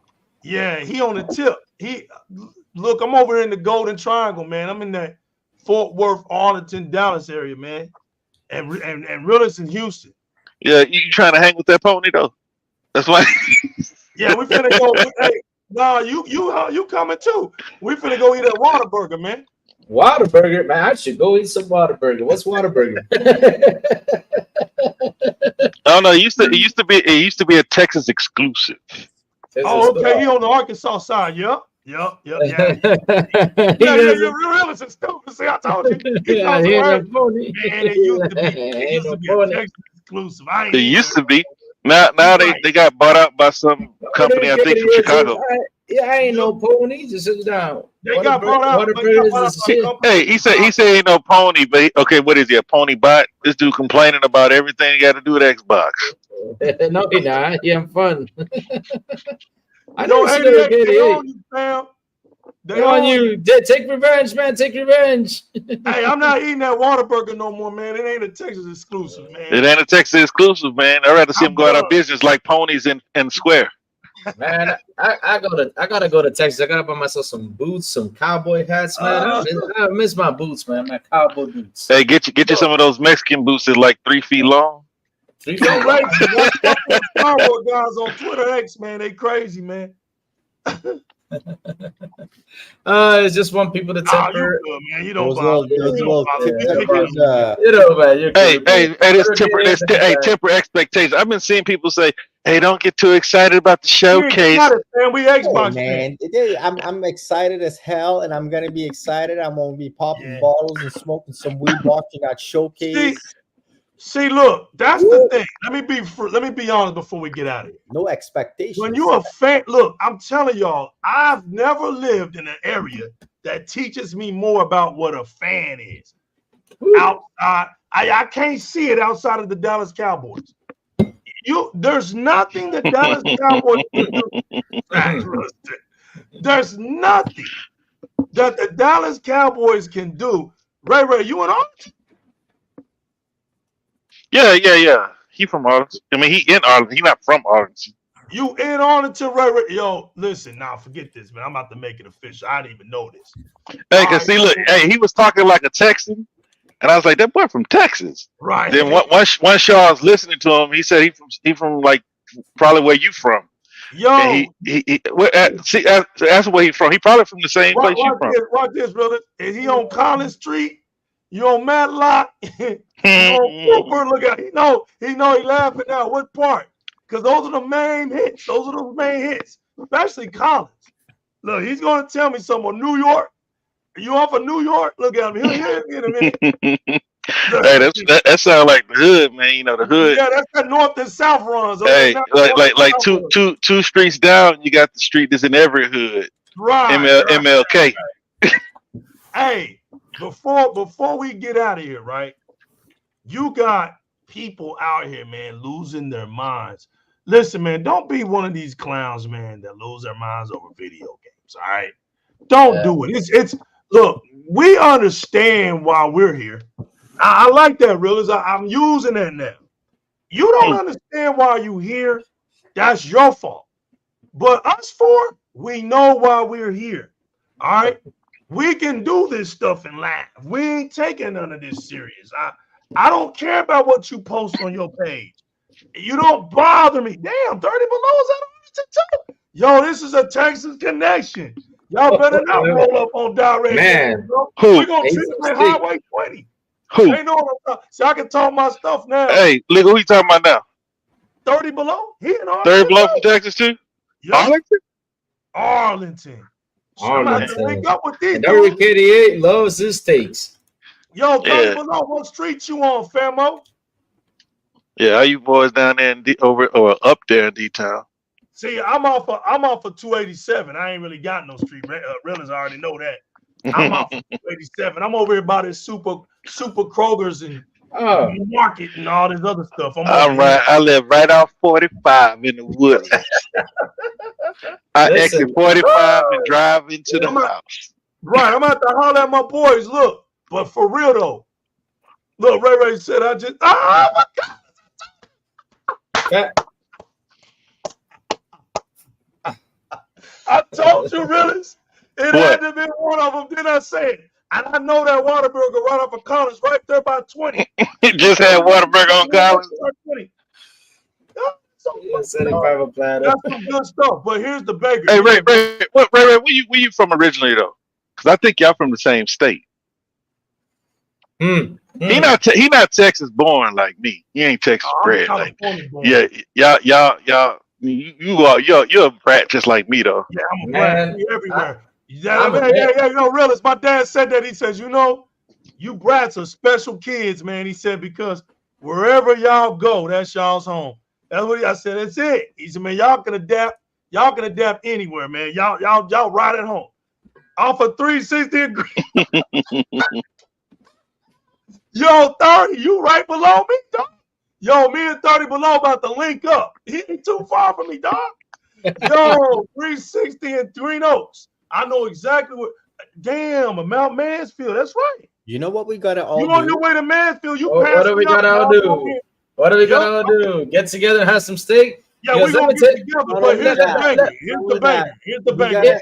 We got it next year, not this year. Plan it out now. Next year, we all get together as a community and hit up the showcase for Xbox. Bro, I was gonna say that earlier. Like, good luck. But Lego, I'm trying again this year too. Like, if I can get them, because I mean, I'm talking to Hunted. He talking about, yeah, I can get the Keeleys, but I don't want to go to the Keeleys. I don't want to sound ungrateful, but you know, I want to go to the showcase because I know the Xbox is gonna put on the best show from here until I'm out of here. Like, I expect nothing but great shows from Xbox from here on out. They got too many studios, too many teams, too many games, and too much money. So, like, I'm expecting, and this one right here is going to be the biggest one that they ever had. I know. So I don't really know how to get tickets. Listen. This is not the biggest one they ever had. Oh, he's from Louisiana. Yeah. It's the biggest one they ever had. Yeah, that's true. It's the biggest one they ever had. But next year, it's gonna get bigger. Then the other year is gonna get bigger and bigger and bigger. It's gonna how are they gonna make it bigger? Because how are they gonna make it bigger, dude? Listen. Once this is what I love about Microsoft, right? About what Santi said, we gotta sit down and we gotta handle some business over here. So once they start dusting off all those old projects that were put away, right? And they said, "Whoa, this was cool. Why don't you make it? Yo, make this game, man." I'm telling you, that catalog is gonna grow bigger. Because, man, I'll give you an example. StarCraft Ghost. Imagine they actually bring that baby back and start working on that. Oh, that's a project that we're working on. That's for geezers like you, man. What? That's for geezers like you. Most of these kids don't know nothing about StarCraft. Hey, Lou. Really. Calling me a geezer. Hey, look. I was cleaning. He knows we all geezers, right? But like, I was just cleaning up, and I found my old StarCraft CD-ROMs. I found my old Warcraft CD-ROM. I found my old Quake CD-ROM. Yeah. So like, yeah. But I mean, it's gonna be big for us. It's just like when they let IP like that go dormant for so long. But I think it's still huge in Asia. I want to go in 2025. You know why I want to go in 2025? Why? Because that's what's going to show that I have a feeling that's where we're going to see that handheld or that new console coming. I want to be there. So you're not like those other guys that you do the show with, thinking that they're going to have a handheld for this year. Oh, I mean, listen, if it comes out good, I mean, they say they'll probably announce it this year, cool. But I want to be there when when it's going to be physical. Yeah, I'm more like you. I think it's going to be next year. I think it'll be next year. Yeah. But before we go, I already told Ray. I want to say this now. Ray's coming on Di-RRec Gaming next week. We're gonna try to make this happen on Friday. Oh, Ray's coming. That Pacers Connect just made it even worse. Hey man, hey, you sure you want him on that, man? He like the 50 Cent of gaming podcasters, bro. Hey, sometimes you gotta have 50 Cent on. Right? Oh, that's good. That's good. It's what Ray stay calling people names. He not like the rest of them who won't say people's names. Like, he just calling people's names out, telling them to come out and play. You know what I'm saying? He act like he a warrior. He from the boot, man. He from the boot. Yeah, he from the boot, so it fits him. You know, all the Collins and Lamar Waterberg. Okay, I got you. On down, yeah. Man, y'all make me want to eat, man. Look, man, I ate like 10 minutes, like an hour ago, and I'm hungry again. Y'all talking about burgers and things, especially from there, man. Hey man, Google Whataburger. You ain't gonna be so hungry, bro. It's just a fast food burger, bro. Hungry, man. Stop it, man. It ain't like it's a smash burger or a Freddy's or nothing like that. It's just a burger. Hey, 30 below, get at me, man. Y'all get at me. Ray, 30 below, man. We got to Oh link up. man, that looks good. What are you talking about? I mean, some pictures though looks good. Look at that sandwich burger. Oh, It's good. damn. It's good. I'm about to go eat some of that. I'm about to go eat some of that. Hey, listen. Because I'm a mixture, man. I'm Dominican, but then I was able to live in Florida for a couple of years. In South, I mean, I lived in the deep south of Florida. I mean, So what you like Cuban? No, I'm Dominican. No, I said so you like Cuban food? Oh, I like everything, man. I like everything. I eat everything. I even had Gatorade. Gatorade is good. Crawfish is good. Probably everything is good. Squirt jerky. You know what my favorite place to go every time I go to the States is? The first place I gotta go is an IHOP. That's my first place. Look at he like and then I gotta go. Then I gotta go to Walmart. Walmart is where I get all my supplies right away. I'm telling you. That's how I am. One man said IHOP. IHOP is boring. Hey, nothing wrong with my IHOP, man. There ain't nothing wrong with it. You know, you eat what you want. I'm just saying. I mean, you got the broken egg. You got toasted yolk. You know what I'm saying? We don't roll out IHOP down here. But IHOP and Waffle House. Waffle House better than IHOP. That's it. I gotta try Waffle House, man. I gotta try Waffle House. Hey, they fighting in there. They throwing chairs. Like they got superhuman cooks back there catching chairs and stuff. It's crazy. It's gangster. Waffle House is gangster, man. But it's the best place to get some daggum breakfast at 2:00 in the morning, man. Mm-hmm. Hey, yo, listen, man. I appreciate y'all coming on, man. We almost did 3 hours, man, and I didn't even feel it. I appreciate the chit chat community putting up with us for almost 3 hours, man. We almost did it. Shit, I might as well just pass the mic to Realist and let them talk for 10 more minutes. Yo, let's go 10 more minutes. Let's do 3 hours, man. No, man, y'all go ahead, man. No, you tried to end it. What 30 minutes ago? You might as well end it, man. We got Louis Googling Whataburger.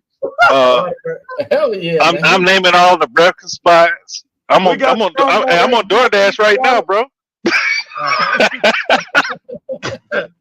Hey, I just want to say thank y'all for coming out, man. Really shout outs to you, man. Shout out to Crazy Loot Gaming. Shout out to Spark 117, the chit chat community, man. Look. Came up in here at the end. My man got up in here. Shout out to Gang Tracers and Six Slayer for dropping up in here. You know the Di-RRec Gaming crew. Yeah, man, we about done. Future generations. All right, we're gonna do the roll call today, man. Future generations, games trailers, RWK88, Pyro MD, Ray, 30 Below, the Texas Connection today, man. Rachie, Nene29, where we at? Legendary Yobi, Dragonheart. Let's keep going. Doctor. Yup, the B Congo. Yo, folk, them. Hey, you know I got to give out my man before I even get to When a dude named Mash or something like that? Yeah, my man Mash in the building. Al, you know I got to get to my boy before I even say it. Crunk Ass Chris from Memphis. What up, man? Yeah. Memphis, Tennessee. My man, my brother, Dr. Vodka, man. What's good, baby? Doctor. Let's see. V Records. Shut up, man. I already know V Records, man. Mustafa in the building. David Cohen in the building. Yo, David Cohen is Di-RRec Gaming's attorney, man. Y'all wanna get some information from me, man? You're gonna have to talk to my lawyer, man. He sounds like a lawyer too. That's what I said. David Cohen, man. That's him. Yo, CBH4 God, what's good? J Go 6. My man, I've been calling my man Jago all this time.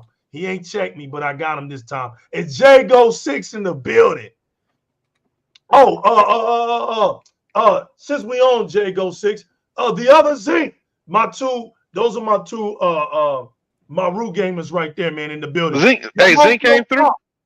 Say what? Zinc came through. Yeah, he came through early. He's been in here. Yeah, he been in. He ain't left, but he was in here early. Yeah. My man Yamato talks. Some Samurai. That's fraud. Ponybot. Hey, Yamato got a PlayStation. Now he acting like Xbox ain't doing enough. Y'all stupid. You see in there talking junk to Louis. 10 frames. It doesn't go to 10 frames though. Yeah, I'm Yo, gonna get. Hey, yo, he said ever since I put up my I put it on PlayStation, put on Twitter, I have a PlayStation. I lost followers. I said as they should. Hey, Oh, the man. internet is vicious, y'all. You better It 10 is. toes down your situation. Listen, you gotta know what you're doing, right? You gotta know why you're a fan of something. If you're a fan of gaming, then be a fan. See, here's the problem. You're a fan of gaming, then come out that way. There's no reason to listen. We're all gamers, so we automatically all fit in. Yep. There's nobody that's a gamer on a different platform that likes to play on it more. It's out of space. No, you're in this thing called gaming. So don't ever come into this. Oh, well, I'm playing on my Switch. I don't fit in. You fit in. This is representing gaming. Now, Di-RRec Gaming, on the other hand, this YouTube channel is for the Xbox community because we come out here to big it up. We feel, well, you're damn. We go anywhere, it's always negativity. It's always this. Nobody's speaking. There ain't no hype. You can't get hype. You can't. Well, shit, here you can get hype. Here you can talk your stuff. Here you can feel good about being an Xbox fan. Here, I can't speak for anywhere else, but here I can speak for it.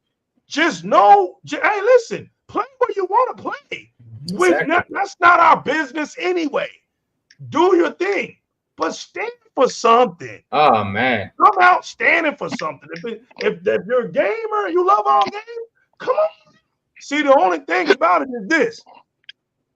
Too much demand, too much burdens. I'm not stupid enough to say, wait a minute, I'm a gamer and I love everything. Well, guess what? You better be playing those Mario Brothers games. You better be playing on Nintendo games. You better be playing on PlayStation games. And you better be playing them damn Xbox games or anywhere else. See, look, it's easier for me to represent one brand and stick to it. I got enough games. Like really said, this is the truth though. There's enough games on one area that we're not even doing all the gaming on that one area for me to open up my mouth about 3 more areas. You get what I'm saying? For me, I'm good on Xbox and I'm doing what I'm doing over here. If I want to jump off, I got the ROG Ally. I got the Cloud G. I got the Logitech G Cloud. If I want to get on something else, my handhelds, I'm good to go. But I stood on Xbox from the start, and I'm gonna stand on Xbox in the end because I stand for something. It's just easier for me to do it that way. Snooky Jackson, what's good, my homie?